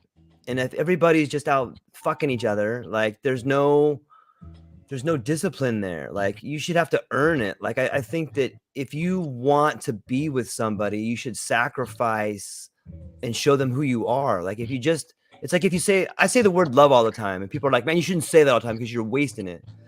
Like maybe if you could just have all this sex all the time with just different people, I don't know that would. I think it would stop you from having a lot of achievement, maybe. Because like why achieve anything? Like how much of what men do is to get a girl? Like when I was 17, like I moved out of my house when I was 17, and I was like, I'm never gonna get a fucking hot girl unless I have my own place, unless I have a car, unless I have a good job. I have to be a good provider in order to find a woman that will want to be with me. And I think that there's something to that. I think that there's something about shaping the best person you can be, and that comes from the idea of finding a woman that will love you. Like a woman wants to be with a guy that can provide for her, right? Well, I mean, what's the flip side of that? I don't know what is Sexual repression. And I think sexual repression is the cause of many society ails. Mm.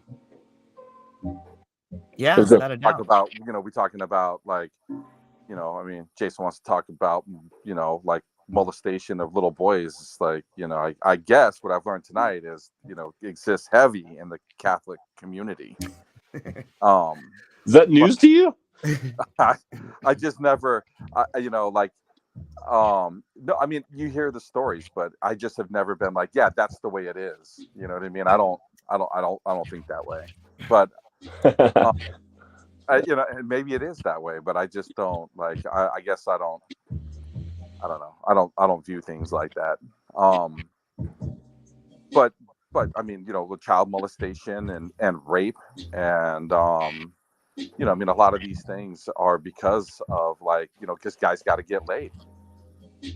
And, and maybe they don't have the best job, and maybe they're not the best looking, you know what I mean? Or maybe they're not strong communicators, or what somebody would deem to be masculine enough, right, to have a mate. But, that doesn't mean that these guys, that there's guys out there that, don't deserve to get laid. And so, isn't that nature's way of saying they don't deserve to get laid? I think it's a culture's way of saying that. But I think there's a bit of a misnomer here that sexual abuse is connected to a man's desire to get laid. I don't think those two. That man. What's that? I'm saying that this is a factor. But I don't think it is. I think it actually is about it's a function of abuse. Like someone that is rape, someone that is a rapist or is a pedophile or these things. You look into their stories and there's always abuse. Always. Like no one's like, I'm just going to become a rapist. Like I need, like, no, there's abuse, there's trauma, and there's undealt with shit. And that's the ills of society, is when there's so many people that are traumatized and they have zero tools on how to handle it other than fucking take this pill and it will make you not feel anything. That's what we've done to our society. What were you going to say, Paul? You said you agree with that, or you don't agree with that? No, I mean, it's like, it's okay. So that's one way of looking at it. The other way of looking at it is that, there's guys out there that, and women too, right, that aren't getting any loving, and and that becomes a problem, right? And not just for them, but for everybody. And so, I think when you start shunning people, right, because they're not the best looking people, they don't make the most amount of money, they may not appear to be, either masculine or feminine or whatever somebody's looking for, then I think that becomes a problem. Those guys, I mean, there's a ton of, and maybe they were abused, but there's a ton of, serial rapist stories that you can read about, and serial killer stories that you can read about, where part of their sexual dysfunction was the fact that they could not attract the opposite sex. So they forced themselves on the other. And so they have forced themselves onto people. And that's a problem. right? So we're talking about like in a more advanced society, I think that, you know, like the Roman bathhouse isn't, you know, maybe that's not the solution, but, you know, like I've always been a proponent for legalized prostitution. Yeah. Well, and I think the other thing that's also interesting to look at too is like, I will say a lot of these like you know, informed consent with sex, right? And how abuse. And I think there's a lot of, you know, you hear these stories of, you know, guys that have you know, college guys that have raped women and whatnot, and how alcohol is always involved in those stories, and consent gets messy. And you know, that's the other thing of like looking at what's happening in society is, you know, what happens when you start, you know, dealing with your fucking and you don't really know how to consent, or you know, you get roofied, or all these horrible things that are happening, and you're not given the ability to like truly like informed consent. Yeah. It can ruin lives, right? Yeah, and that's a lot of abuse that happens, you know, that's a lot of what people are experiencing. So again, you talk about like being molested or some sort of like sexual advance, or you know, some sort of sexual abuse is it's messy. I think that that's why there's so much porn now. I think that, in my opinion, I think it's it's not only allowed, it's like promoted. Like I think that people like social engineers and governments, like they realize this. Like there's clearly smart people in government that go, okay, look, you can't have a majority of young men and not enough women. Like that's a problem. Like you're gonna have violence, you're gonna have outbreaks, you're gonna have war. So if you can sublet, like if you can put porn out there, at least guys are gonna be like jacking off and stuff. All right, we got another guy coming in here. Scott Hover. Hey, Welcome to what's the happening, George? welcome to the chat, man. You're here with Paul and Jason. Well, I've like I'm only catching like little bits and pieces. Okay. So toxic masculinity. I mean, I'm a construction worker. I'm a biker. What do you want from me? You know? I mean, the way me and you grew up, George. Okay, let me ask you this, Scott. Is it gay to stick your finger and stick it up your butt? Jesus Christ, George. Fuck no, it's not gay. Fucking except if your old lady does it to you, dude. Fucking whatever. Whatever, bro. I mean, look, George, that was a poor setup, man. No, it wasn't. That wasn't even a poor setup whatsoever. Me and George went to elementary school together. We can do that shit. I forgot to tell you, I've known this guy since I was like 5. Yeah, Nice. like we're in like maybe we're in the hospital together. Who knows? It could have been. It could have Yeah, been. yeah. So what's up, Toss? What do you think about like Scott? What if there's too many like okay, where we grew up, was there enough girls for every guy? Like what happens in society, Scott, when there's like what happens, man? Like when there's not enough like I wasn't going there, Paul. I just kind of came out that way. No, no. Like George, like Fucking Noah's Ark. That's funny. whatever, man. You know what, George?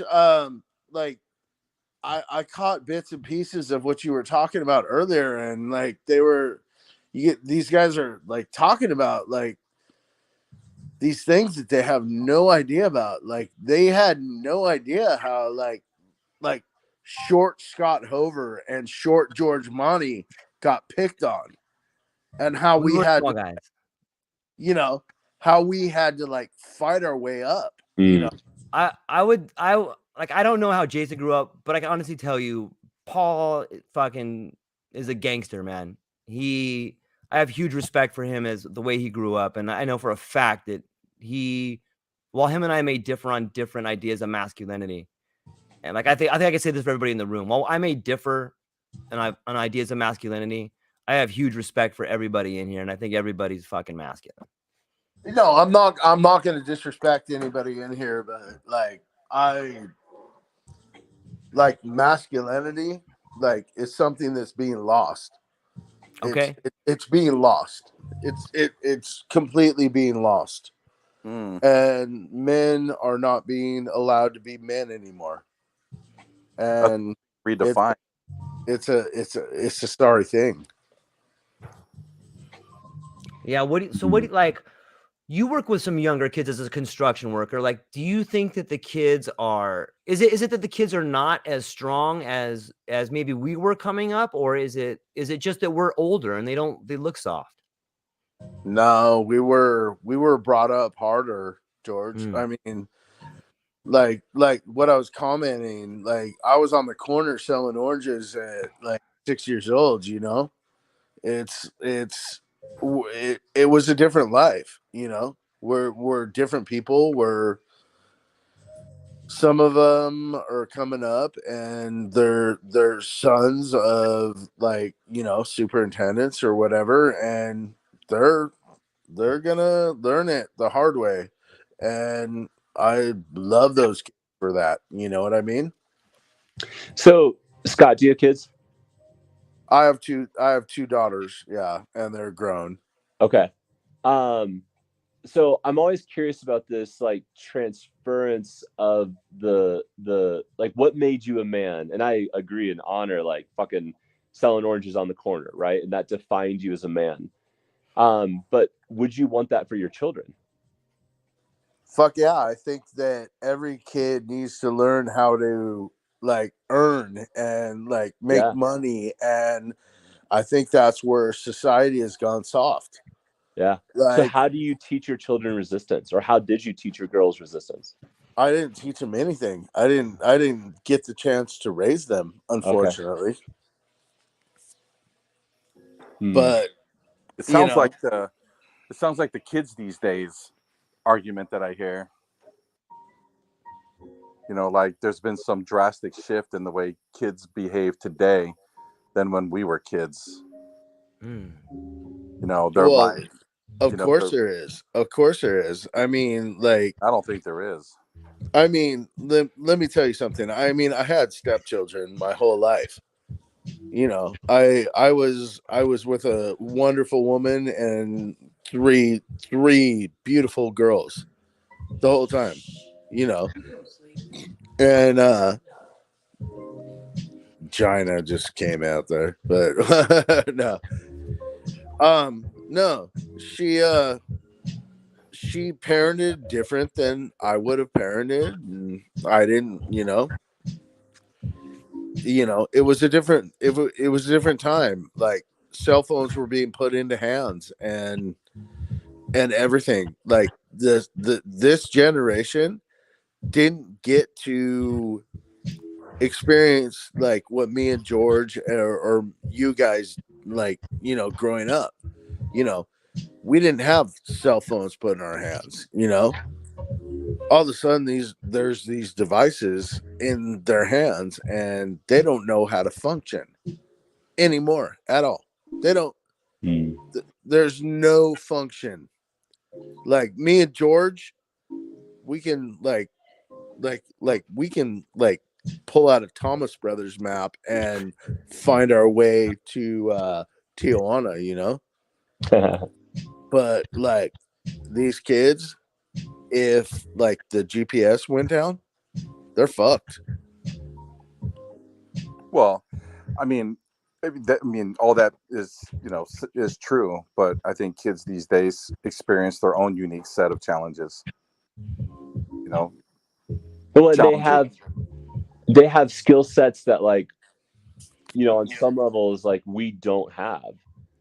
Like, they understand how to navigate a world that is digital, and they understand how to, like, they're giving a different set of tools. And I agree with you. None of my kids have devices, and I don't want them in that world. But, like, they are being raised differently. We were raised different. It's kind of the, like, converse. It's every generation is going to have some shift that is, I think, and this is where you see, like, the blessing of the previous generation, right? Is like, hey, we learned these hard lessons. We want to teach you. Like, let us teach you these lessons, children. And can you hear it?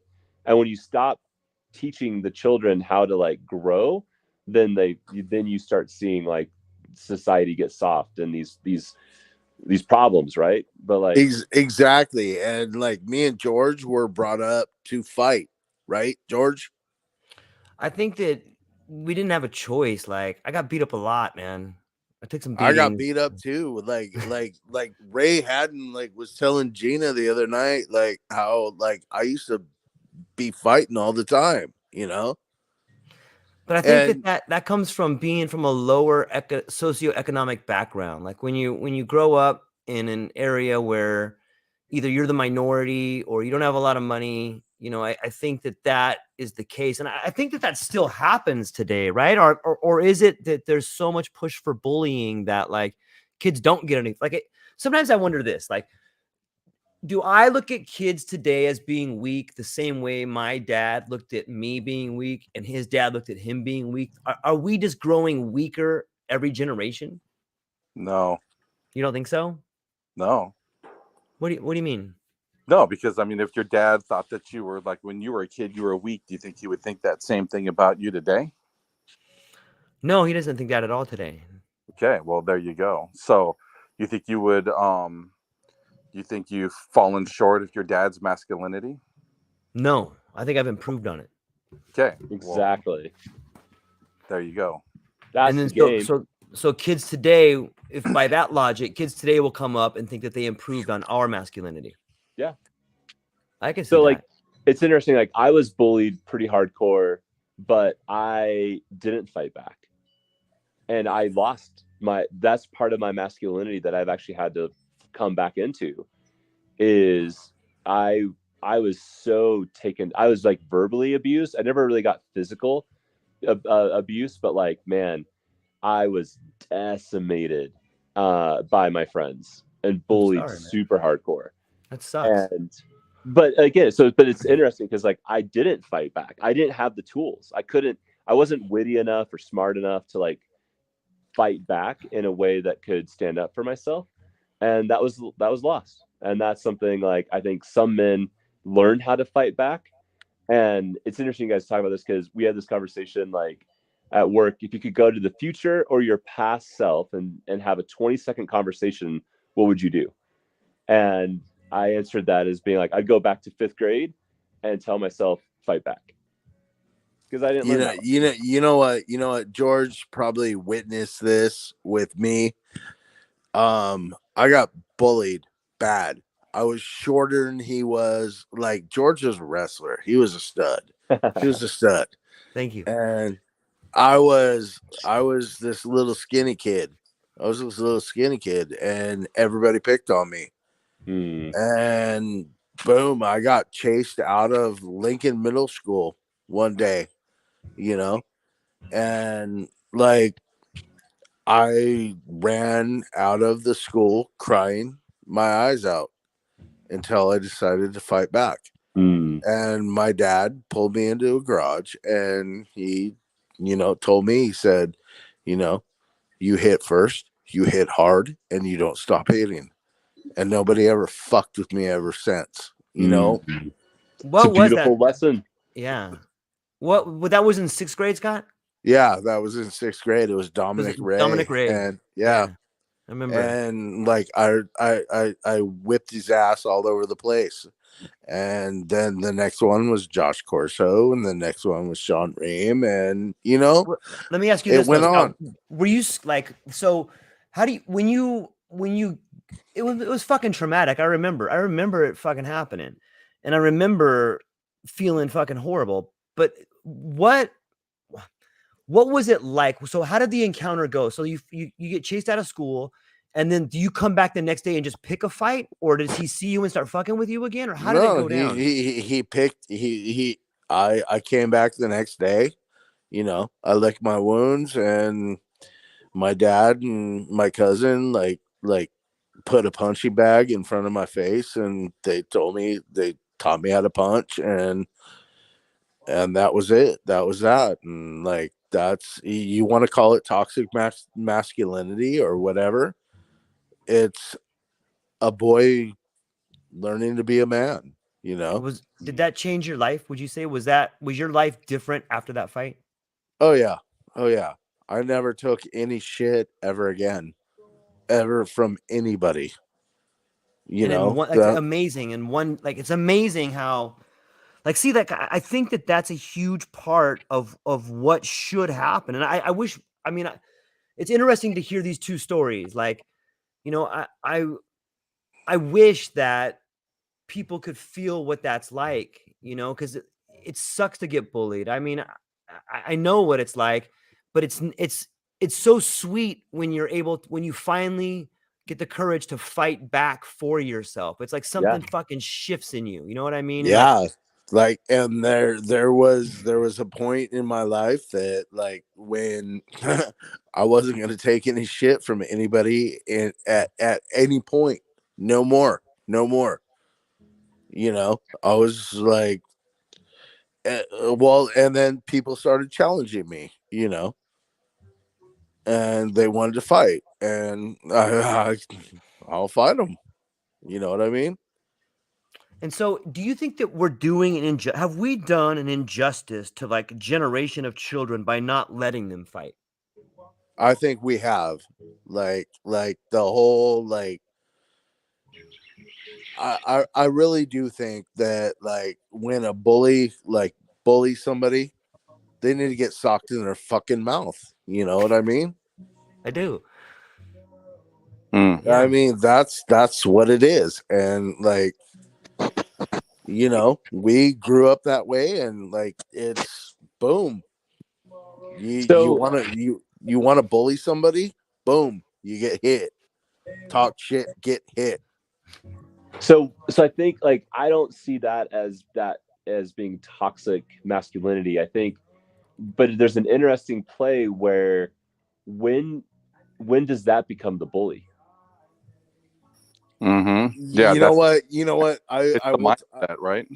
I will tell you one thing, because Mr. Hatch, who was our vice principal, was the one who was saying, Scott, you got to stick up for yourself. He was tired of seeing me, like running out of the school and crying and Yeah. being like the little bitch boy.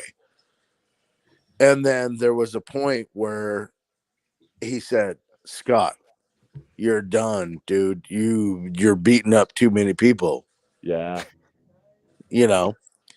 And Mrs. Dolan was like, ISS, and she was like, who'd you beat up? And I'm like, this kid. And she's like, you're gonna be treated real good here.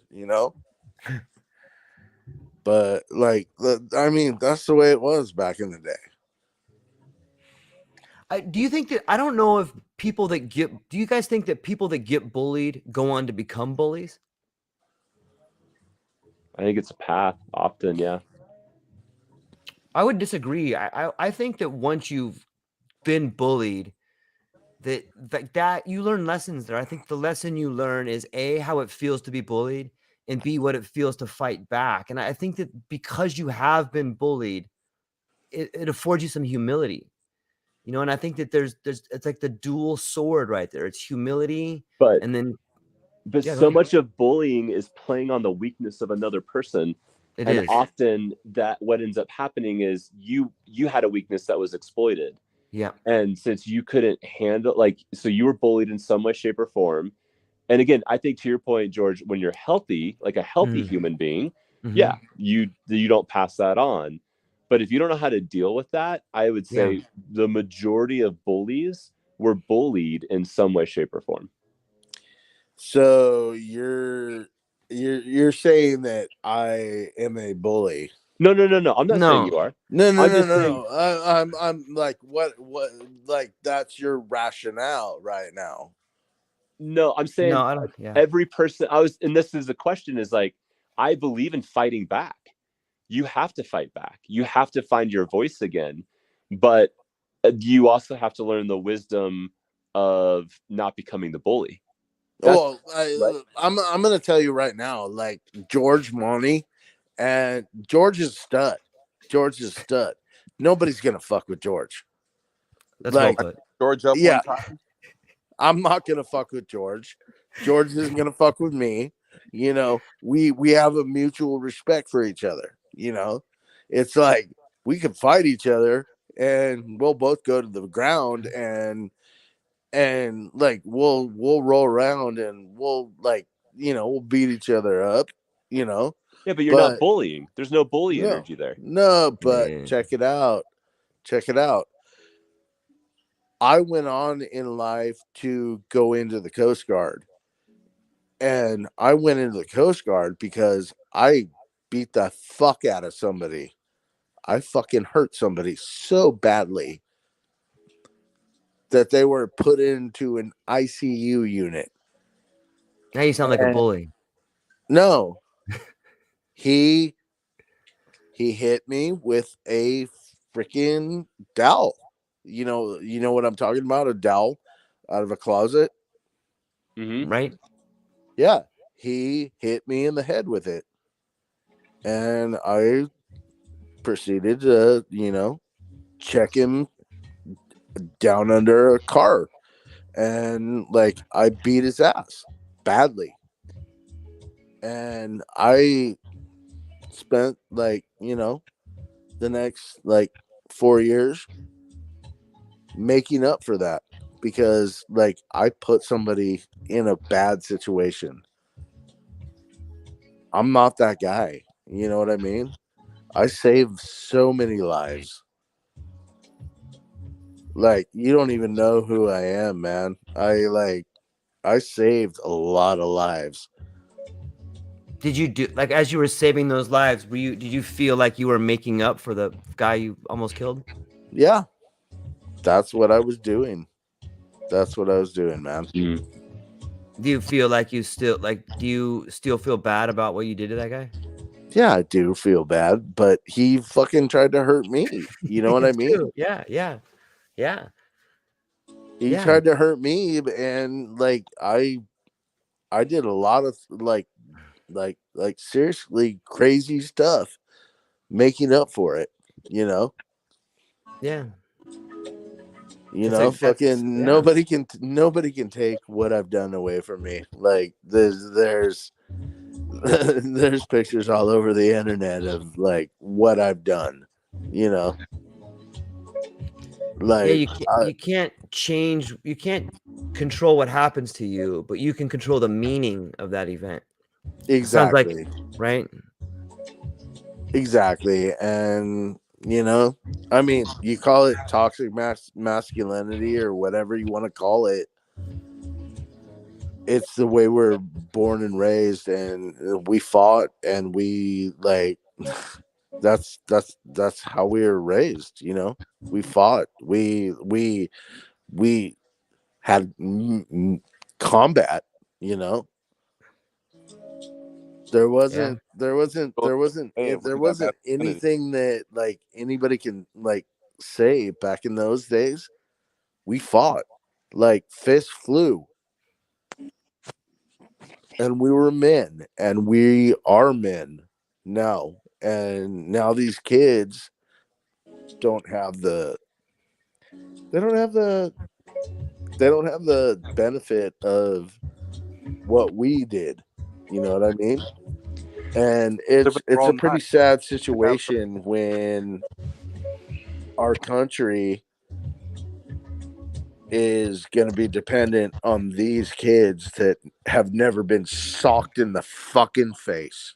You know what sound I like my mean? grandfather. Yeah. Well, but here's You the thing never that been I punched in the I mean, fucking it's mouth. all like a pretty primitive way of looking at masculinity, to be honest with you, man. We're men because we fight it out. We're men because we sold oranges on the corner. We're men because because we were once bullied, and then we decided not to be bullied anymore. We're men because we put somebody in the ICU. We're men because we got famous on the internet because we went out and did stupid shit to save other people's lives. It's like pretty primitive. You think fucking going out and saving people's lives is stupid shit? No, it just sounds pretty primitive idea of like this is like this whole like a real twisted like view of masculinity, if you want to know my opinion. Well, I mean, I think your opinion kind of sucks, but That's okay. I'm no, I'm being respectful as I can. Okay. Well, But don't hold back, brother.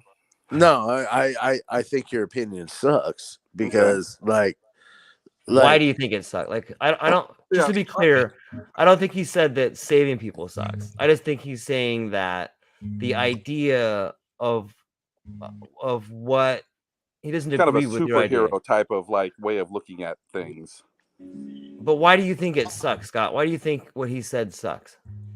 just because it's like there's like some like little kid like Scott Hover that just was bullied and fought his way back and just punched and fought and kicked and like boom, next thing you know he's fucking in the Bering Sea and fighting his fucking he's grabbing people and or not in the Bering Sea. I didn't grab anybody in the Bering Sea, but I cut my teeth on the Bering Sea. Right. I grab people on the Washington coast. Right. I On think the that's yeah. Go ahead. I'll never like say what I don't do, but like shit, man, I fucking save cops out there. That thought they were Baywatch. And I still fucking like I'll save my friend. Like I don't care. Like if George Monty was like getting like if some like big ass Samoan dude would fucking fuck with George Monty, I'd fucking sock him up, dude. I don't care. I'm a man. I'm a man, and I know. And it sounds like you kind of gone through your life like going like pretty overtly trying to prove that to yourself. No, it's just like I know who my friends are, and like I'll lay down my life for them. You know what? And I'll lay down my life for another. And Women do that too. no, I took an oath to this country. And I'll lay down my life for this country. So like when anybody says anything like that is just like counterproductive to this society or whatever, Scott, can I offer this, man? The beauty. go for it, bro. I'm all ears, dude. What the honesty, dude, I want to honor, like, there's a piece of the masculinity about finding your edge of where you would find death for something else. That's a beautiful thing, dude. It's like I would lay down my life for another human being. So I think there's something deeply masculine about what you're talking about. And I think every man's journey is to find the thing that he'd be willing to lay his life down for. Scott, and that's what every man, brave or courageous. It could be bravery, it could be courage. And again, every man has to make a decision. Would I lay my life down for my spouse? Would I lay my life down for my children? Would I lay my life down for my values? Would I lay my life down for my beliefs? Would I lay, and then what are like, and that's a choice. That's a part of the masculine, is knowing your edge, knowing where you would die. It's a powerful piece of the masculine energy that I would lay my life down for you. Right. There's something powerful about that. And I would lay my life down for you, not a stranger. A stranger. So I would lay my life down for you, brother, because I took an oath to do that. And there's something very powerful with these veterans and like people like me.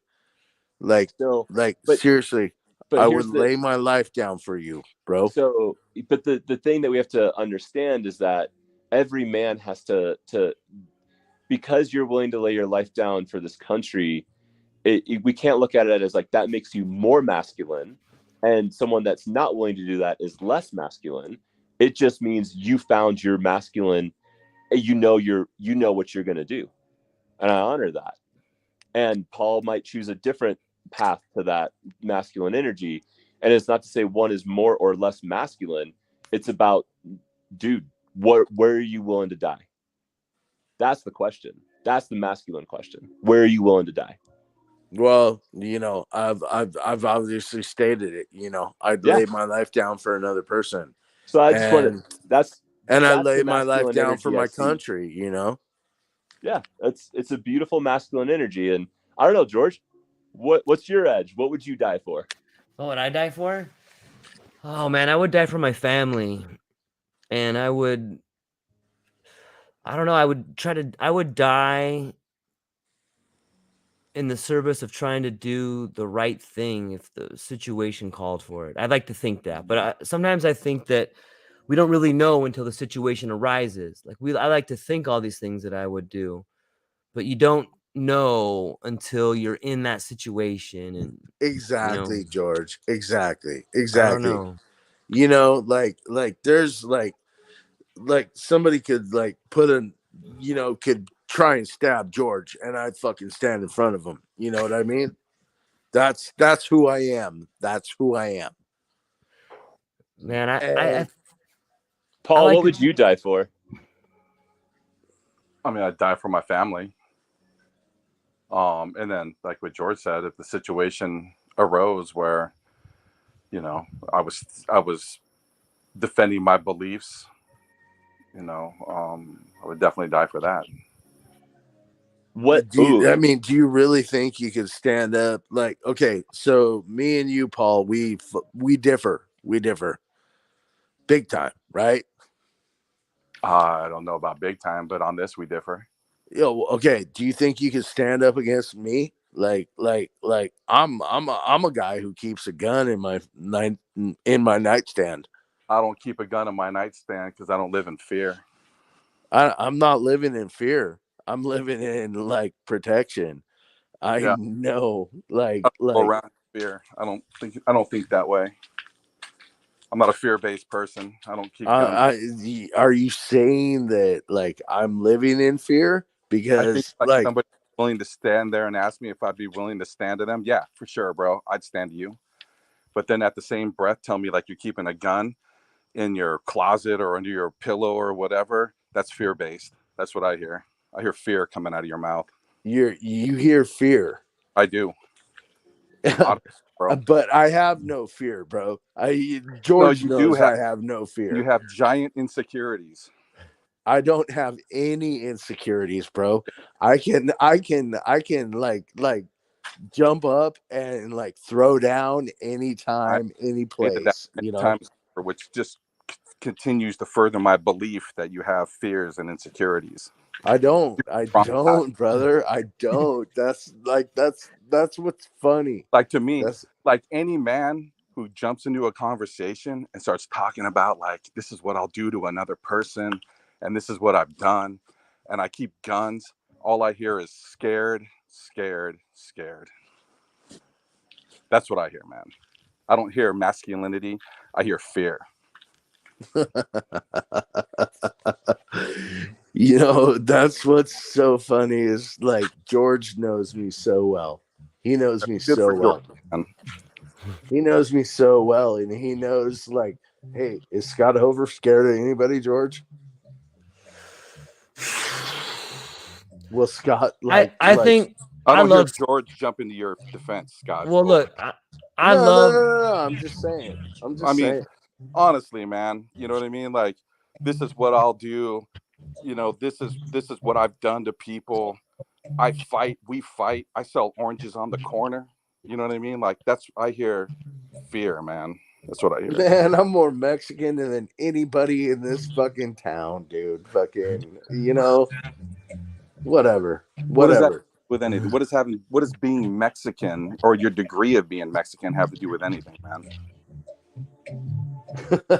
In Vista, it means a lot, right? Really?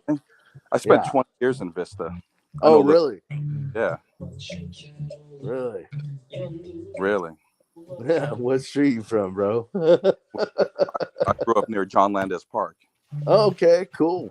Yeah, me too. You did? Yeah. All right. What street? Terry, bro. Terry. So check it out. Like there is like I don't want to see whose dick is bigger.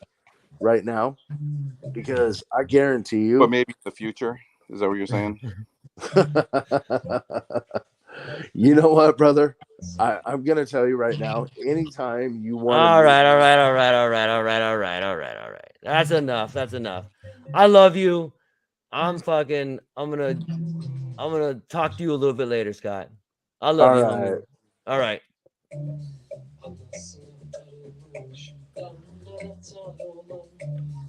All right. Now we're back. For the record, I grew up on Boona Place. If anybody cares. I don't care, George. I know you don't care. I know you don't care. I think you handled it well, and I think that, like, I think Scott fought fucking very masculine from where he started, and he fucking fought like a champ to get where he is now. And I'll leave it at there.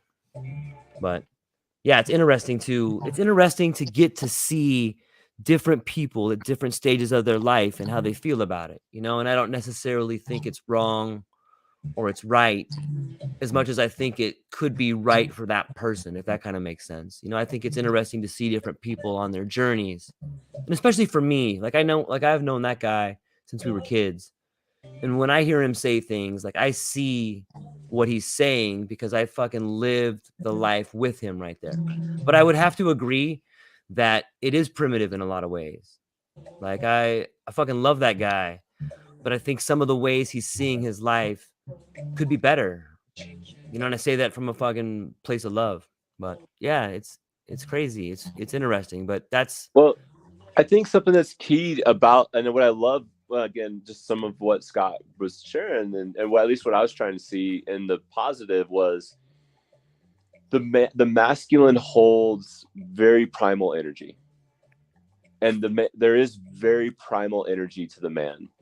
And again, we have to learn how to integrate, and we can't just be attached to the primal. We have to be attached to also the wisdom, right? And we have to be attached. We have to find. Otherwise, the primal creates a cycle, and we break that cycle by finding wisdom. But we need the primal, like, on some levels. Primal masculinity is like in its raw form. Like, also, like, the idea of fighting. Like, I was, my boys.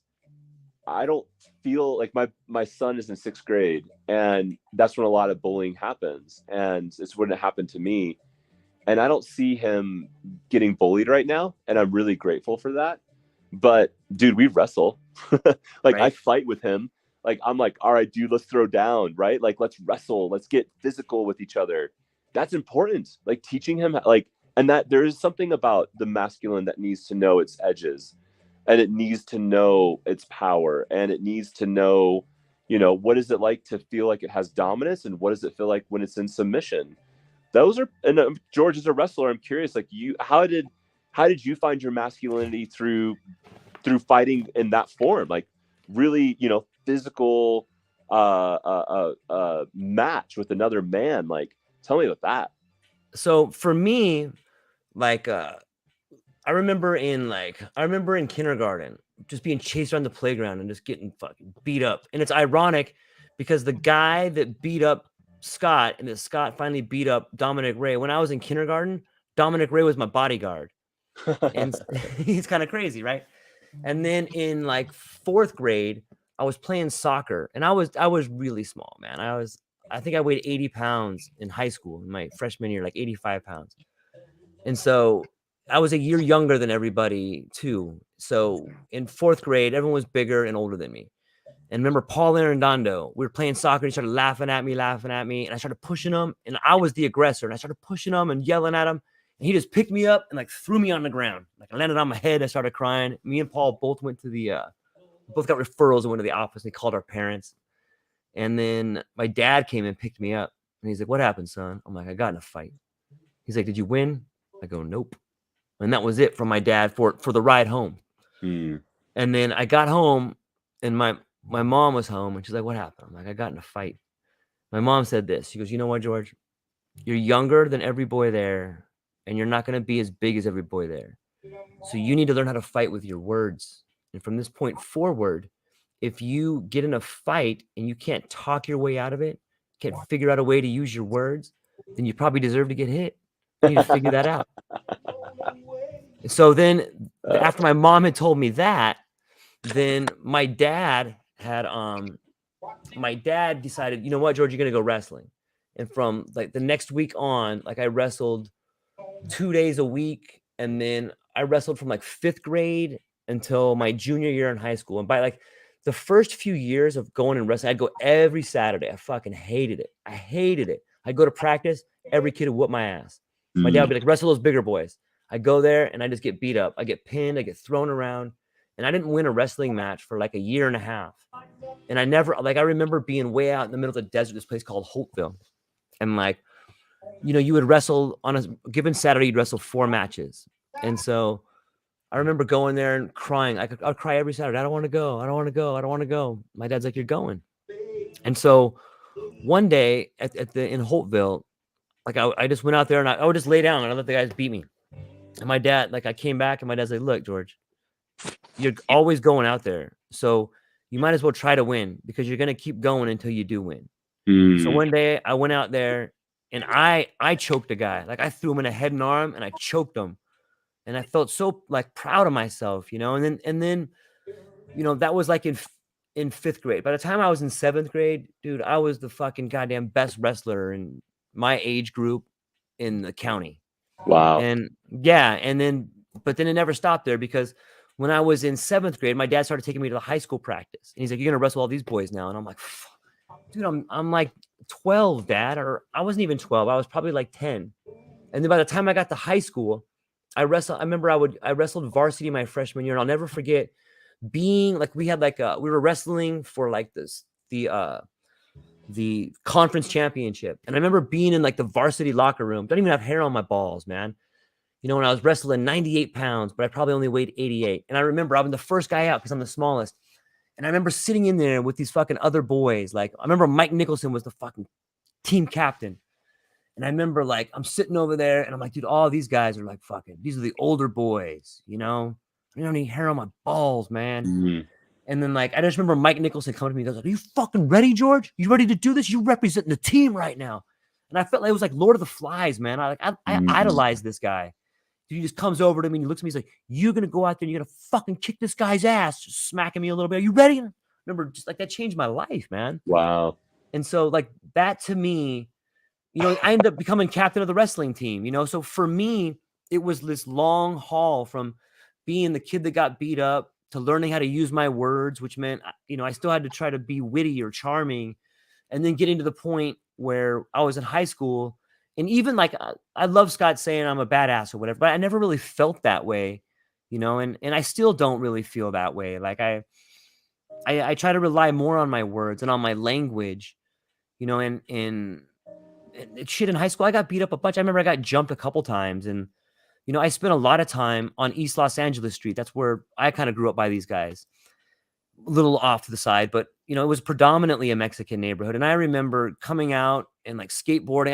I wanted to skateboard to like the warehouse to get a music tape, but I had to skate past like all the fucking Section 8 fucking places. And here's what I learned about being a white guy in Vista. Like there's a whole language, like that's language, man. That means run, white boy. You're about to get blasted. And so, you know, you grow up in these neighborhoods where like I knew I was going to get beat up sometimes. And luckily I knew some cool guys, or I had to leave George alone, you know, but you know, I think that getting beat up like that, and it sucked because I did sometimes, but yeah, I guess that's my trip for masculinity. Does that answer your question? Yeah, it's awesome. It's a really interesting, I mean, it's a beautiful thing that shaped your understanding of masculinity. And like, what a gift from your dad. Why do you think your dad pushed you that way? Have you ever like, did you ever ship him? Yeah. Yeah. Why did he? It's a great question. Thanks for asking. Like my dad told me this and it's drilled into my head. It's that you get out of wrestling. Wrestling's like life. You get out of it what you put in it. And that mental toughness is everything. Mental toughness. And there would be times where I would wrestle and he'd be like, you know what, George? The only thing that's holding you back is your mental toughness. He's like, you can beat. He's like, the only reason you'll ever lose any fight is because A, you made a mistake, or B, the guy was better than you. That's Yeah. it. There's only two reasons. And you can overcome both those reasons. If you made that mistake, then don't make that mistake again. If that guy's better than you, he trained harder than you. Those are the only two things, George. And mental toughness, he's like, you can do anything. And the thing about wrestling too is like, for every move, there's a counter move. Yeah. You know, and so my dad would say, good guys, George, really good guys, they'll think 2 moves ahead. Great guys will think 3 moves ahead. I want you to think 5 moves ahead. Wow. And like that kind of like that kind of stuff makes you, it translates into life. It translates into like, okay, that not only is that true for wrestling, but that's true for thinking. That's true for conversations. It's true for talking. If I'm looking at somebody, I'm going to think, okay, they're going to say this, I'm going to say that. And I do it all the time. I talk to myself. I'll have discussions with somebody that's not even here, and I'll do it for like 30 minutes. If I'm going to go into a meeting, then I'll just pretend I'm talking to somebody, and like they'll say that, I'll say this. You know, and another, I think I probably wrestled over 1,000 times, you know, because I would go every Saturday. And I think that there's something that happens when you're physically, you know, it's a fight, but it's a sanctioned fight. So, you know, you're pulling arms, you're getting in people's faces. I think you start to understand body language. And in fighting, they call it telegraphing. Like sometimes a guy would shoot to the right twice before he'd shoot on you. So you would know his tell, kind of like poker. People have a tell. And I think when you wrestle a lot or when you fight a lot, the physical contact, once you become unafraid of it, you begin to embrace it in a way. And you're like, oh, I see what this guy's doing. I can tell by the way this guy stands that he's scared. I can tell by the way that this guy is leaning into me that he wants to fight. You start to see all these tells in people. Mm. And I think that that's one of the things I tell my dad all the time is, even though I hated him sometimes, even though I didn't want to wrestle and I cried like a baby, I'm so thankful that he forced me to do it. And he's like, yeah, I know. So yeah, I know. Those same tells come through in language too. They do. Yeah, They do. Fighting is a language, you know? The same way you would come with like a combination. If I'm going to jab, left hook, the same way I set you up in language. Like I ask you 2 questions and I already know the answer. You know, language is a battle. I watched a language battle just happen before us right now. Yeah. Anyways, moving on. I think something that's interesting about how when we think about the future generation and we're like, the future, like this generation, right? And hearing this, we've been talking about it, right? Like, how do we not raise? And I think about this a lot. Like, that's my response. That's on me. If the next generation is soft, that's on me. I didn't show up for them. And I think about it with my boys. Like, if my boys are going to show up, quote unquote, soft in this world, that's on me. That's bad parenting. That's not society. That's not devices. That's victimhood mentality. That's like, again, starting where we started this conversation of like so much coming at us that we don't get to like really make a choice. Like, if I want to like ensure the next generation is going to be understanding their masculinity, that's on me to teach my boys. And if they don't get it, that's my fault. Yeah. I think that's all of us right now. I think that especially now, like I think that there has been a lack of masculinity, like we talked about in the beginning of the conversation, and then that's like even from I think that this conversation has been fantastic in the words of masculinity. I think that people could listen to this and they could agree with one person or agree with the other person, but I think that they're going to see masculinity in this conversation. I think that the way that Paul and Scott talked to each other was a very masculine way to talk to each other. There's a lot of aggression in there, and there was a lot of chit-chatting back and forth, and I think that is a great representation of masculinity. Like sometimes conversations end up talking shit, sometimes conversations end up fighting, but like that's masculinity. And I guarantee you Paul's lost no respect. I guarantee you Scott's lost no respect. You know, like that's what men do. We might not agree. We're gonna talk some shit. Might end up in a fight. It might not, but that's what men do. You know what I mean? I think it's a great example. Well, I mean, I think it's conversations like that just digress where I actually feel the opposite, man. That you start to lose your masculinity in those situations where where it's like you start to take on womanly behaviors, man. You know, like you should be able to, express yourself, right? Yes. And not be like, like, okay, like somebody's gonna lose their shit so much that, they're gonna call you out, like, let's fight type of thing. That's a person who's frustrated right there, right? Like that's what happens. You frustrate people. I believe, you know, they begin to lose their masculinity. They begin to lose their cool, and so they fall back onto the primitive. Like I tell my son, right? I was like, the weakest ones are the ones that do all the talking. The weakest ones are the ones that are always telling you how strong they are. Those are the weakest ones. The scariest person is the guy you never see coming, man. Right. I agree. Yeah. You don't even, they're the quiet person that, like, you don't know what they're thinking, but they're a fucking psycho inside. You know what I mean? Like, I've seen a few of those in my life. They're rare, but they're out there, man. And those are, I mean, and I guess it gets back to the strong silent type, right? Like, that used to be something in the Greatest Generation. It's not like, I don't know, it's not really much the strong silent type, right? Although those people do exist. Yeah. But, you know, it's the fear-based ones that like really get to me. Do you think that, and like they take their fears and they turn them into like a perception of masculinity, right? Like people, and you see that in people that are, you know, that are insecure. You see that, and it's like, you know, like I'm listening to you guys. I don't have any experience with bullying. I was never bullied, and so like it was real fascinating to hear like these stories. Like, here's the preface to the conversation. Ready? I'm going to tell you about masculinity, but first I need to express how I was bullied, right? Right. And then so I think there's like, you know, some of that could be, you know, like what's born of that could be like this, like hyper masculine, like perception. Like I need to project this type of imagery so I'm never bullied again, right? Of course. That's yeah. Yeah, and then there's the, you know, then there's the like, hey, I've come to grips with the fact that I was bullied, and then I know how to deal with it, you know, in a mature masculine way, right? Like it's not going to drive me.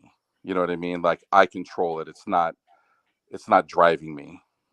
Well, I think sometimes you know, there's something about the stability, and again, coming back to a theme of our masculinity, whether it's consistency or stability, but stability has a posture of not being able to be offended.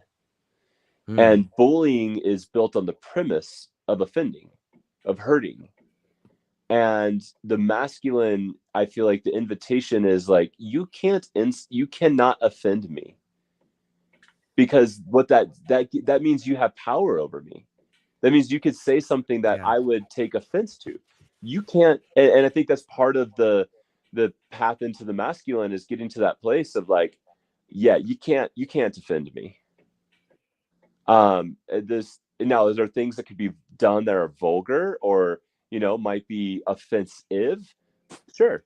Like, but that's your action. I'm not going to be offended by that. That means I'm coming down to your plane.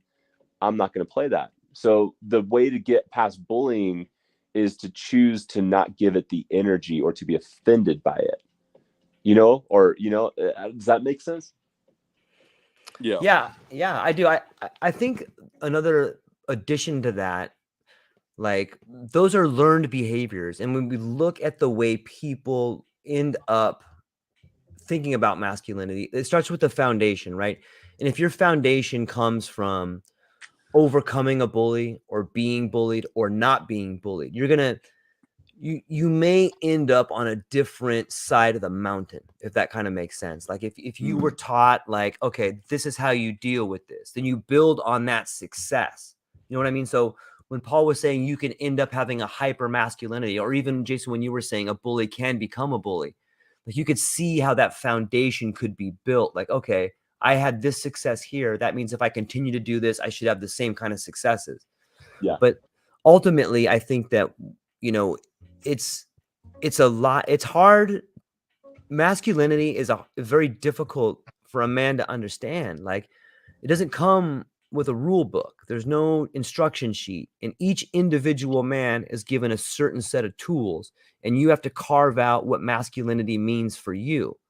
And it's hard to do. And each man is you know, probably trying to do their best at what they think masculinity is, or maybe they weren't given the tools, or maybe they have carved out what they thought it is. And that's what leads men to fight sometimes, is this idea that my masculinity is different than your masculinity and mine's greater than yours, and in some ways it devolves into the ego, maybe. Oh, yeah, very much so. Part of it. But well, I think, it's interesting about the journey also of like the man is finding, like going out and finding the tools that will serve you in your masculinity, right?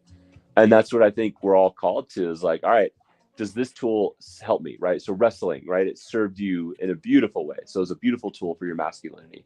And then it shifted in your, energy or whatever. Like, and then we go learn tools from wisdom thinkers, and they give us different tools, and some of them work for us and some of us don't. But like, that's the man is also the learner, right? And the man is also working his mind, and he's practicing, and he's thinking, and he's contemplative, and he's has a posture of learning. I think is a key piece to masculinity as well. Yeah, I agree with that. I think like as I've gotten older, like when I look at masculinity, like I see myself, I try to see myself in every other man, because I mean, we're all men, right? When you think of mankind, like we're all man. And I think if you're honest with yourself, you can look at another man and at least recognize yourself in that man. And when you do that, it's very difficult to be upset with that other person if you can understand yourself in that person. Does that kind of make sense? Like, I can look at myself and I can see myself in every one of you guys, like, oh yeah, I recognize that. I see what you're saying. Like, I get that, and like, that's me recognizing myself in the other. Yeah. I think that's a big part of being a man, is being able to do that, because there's been a lot of times where I have met other guys and be like, I fucking hate that guy. That guy's a piece of shit. And then I have to step back and be like, why? Why do I do that? Well, I hate him because he's weak. This happened to me at my work. I'll tell you a story. I was a guy at my work. He was the nicest guy in the world. But he was so weak. I fucking hated him. And like, I would find I didn't know this until I was just always mean to him. He would come up and say stuff, and I'd say something kind of like we were talking shit, but it was kind of mean. But I thought I was just talking shit. And then like someone pulled me aside and was like, dude, why are you always you're a dick, George. Why you talk shit to that guy like that? And I'm like, what? That's what guys do. And he's like, no, that's not what guys do, man. Like, you're being a dick. And then I had to like be honest with myself. And I went home that day and I started thinking like, yeah, I am being a dick. What the fuck is wrong with me? Why would I do that? And then like, I took a long, hard look at like, why was I doing that? Because it started really bothering me. And I came to the conclusion, that guy's weak. And then I'm like, so what? So what if that guy's weak? And then I went, I'm weak. Yeah. And that guy reminds me that I'm weak. And so rather than me working on me, I'm going to take it out on him. And I really like that really affected me. And I pulled that guy aside, and his name was Rod. I go, hey, Rod, I've been an asshole to you, man. And I just wanted to fucking tell you, I'm sorry. Like, I'm being a dick, and I got no excuses, man. I'm weak, man. I'm sorry for being a dick to you. And that guy, dude, he's like, hey, no problem, George. And in that moment, I'm like, that guy was a million times more masculine than me. And maybe he still is, but it takes a while to get there. Like, it takes when you see somebody else like that, at least in my situation, you have to be honest. It's tough. That story right there is kind of like, that's kind of what I've been alluding to all night. Like the perception of masculinity, right? Like, that embodies it right there. Like, you apologize to this guy and he's just like, yeah, whatever, it's cool, Yep. And he's probably looking at you going, God, man, I gotta stop treating George like a retard. Yeah, totally, dude. Totally. And like, maybe I should really start concentrating on myself, because you know what? I'm a fucking dipshit too. Well, and the other pieces that I love about this is like also the need of having other men in our lives that call us on our shit. right? Like part of that masculine energy is being able to hear that message. Like, dude, check yourself. Like we need that. We need other men around us to be like, hey, you're being a dick and go figure that out. Totally. Right. Totally. And that's a powerful, and that takes courage. And again, that to me is like, that's someone else that was comfortable in their masculinity to call you out. And you reach, going back to where we were earlier, like, why don't more men tell their bosses, like, dude, that's a fucking dumb idea. And if you go down that path, these are the 3 reasons why it's going to suck. Yes. And if we started doing that and bosses were able to actually be like, all right, let's have that conversation. What do you mean? Why am I off here? Check me. Instead of having to be the fucking alpha male who's right all the time. Yeah. Right. You don't have to be right all the time. Fucking use the men, the smart dudes that are around you, and create enough space for them to be like, you're being a fucking dick with this idea. You're wrong. Yeah.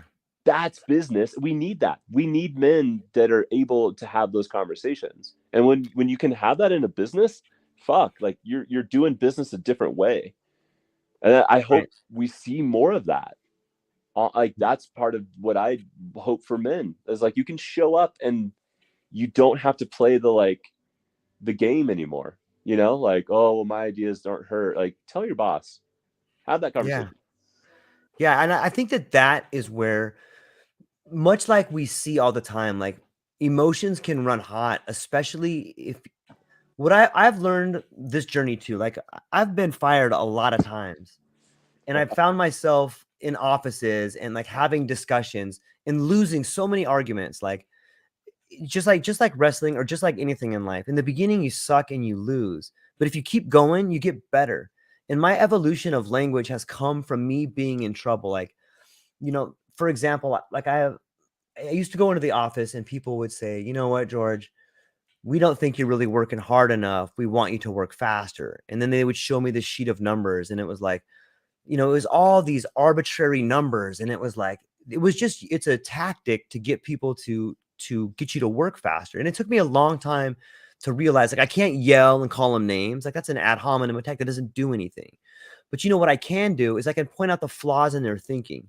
And in the very beginning, when you're in a situation, and if it's an enclosed room and there's another man over there or 2 men, the situation, a lot of situations are put there in front of you as a man to intimidate you. And it's very difficult to get through intimidation, especially when something's set up to intimidate you. And if you go into a locked room with 2 other guys that have more seniority and that can say, we're going to take this away from you. And by take this, I mean your job.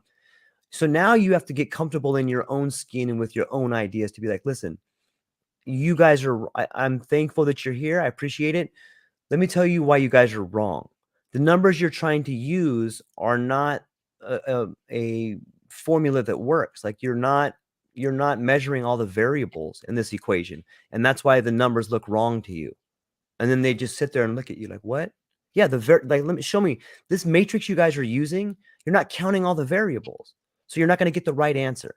If you guys want to do it the right way, I can show you how to do it. But the right way is not you sitting in here yelling at me because I am right and you are wrong.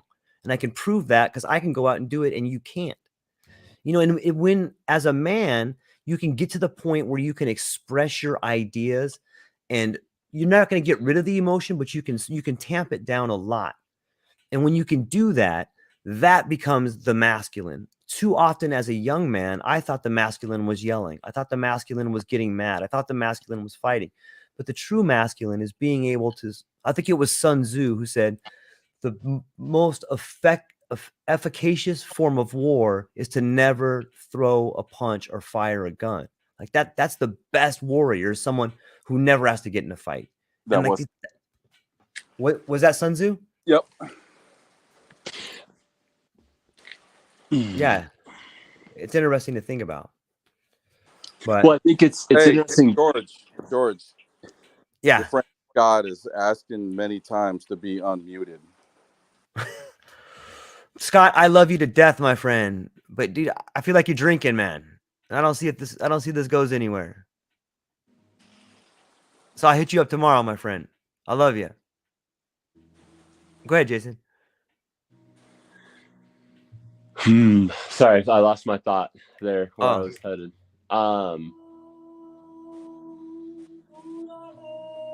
Well, maybe that's a good spot to leave it, man. It's midnight over here. Sun's gonna be coming up where you are pretty soon, Jason. I was gonna say it's well into the dark. 3 Yeah. a.m. Yeah. Awesome, man. Well, yeah. Colorado. Yeah. Tap the Rockies. It's Yeah. freezing outside. I'm jealous that you can I was hearing the rain in the background and I was getting jealous. That's me. That's my house, bro. It's freaking. It's been pouring out here for like weeks. Wow. We're in Nice. single digits right now. Oh, temperature. Yeah, it's like 75 right now, I think. Raining. All right, guys. I'm gonna turn in, man. I'm exhausted, man. But I'll talk to you guys soon, I'm sure. Yeah. All right, ladies Good and gentlemen. times. Thank you for the True Life podcast. I love you guys. We'll do it again soon. Aloha.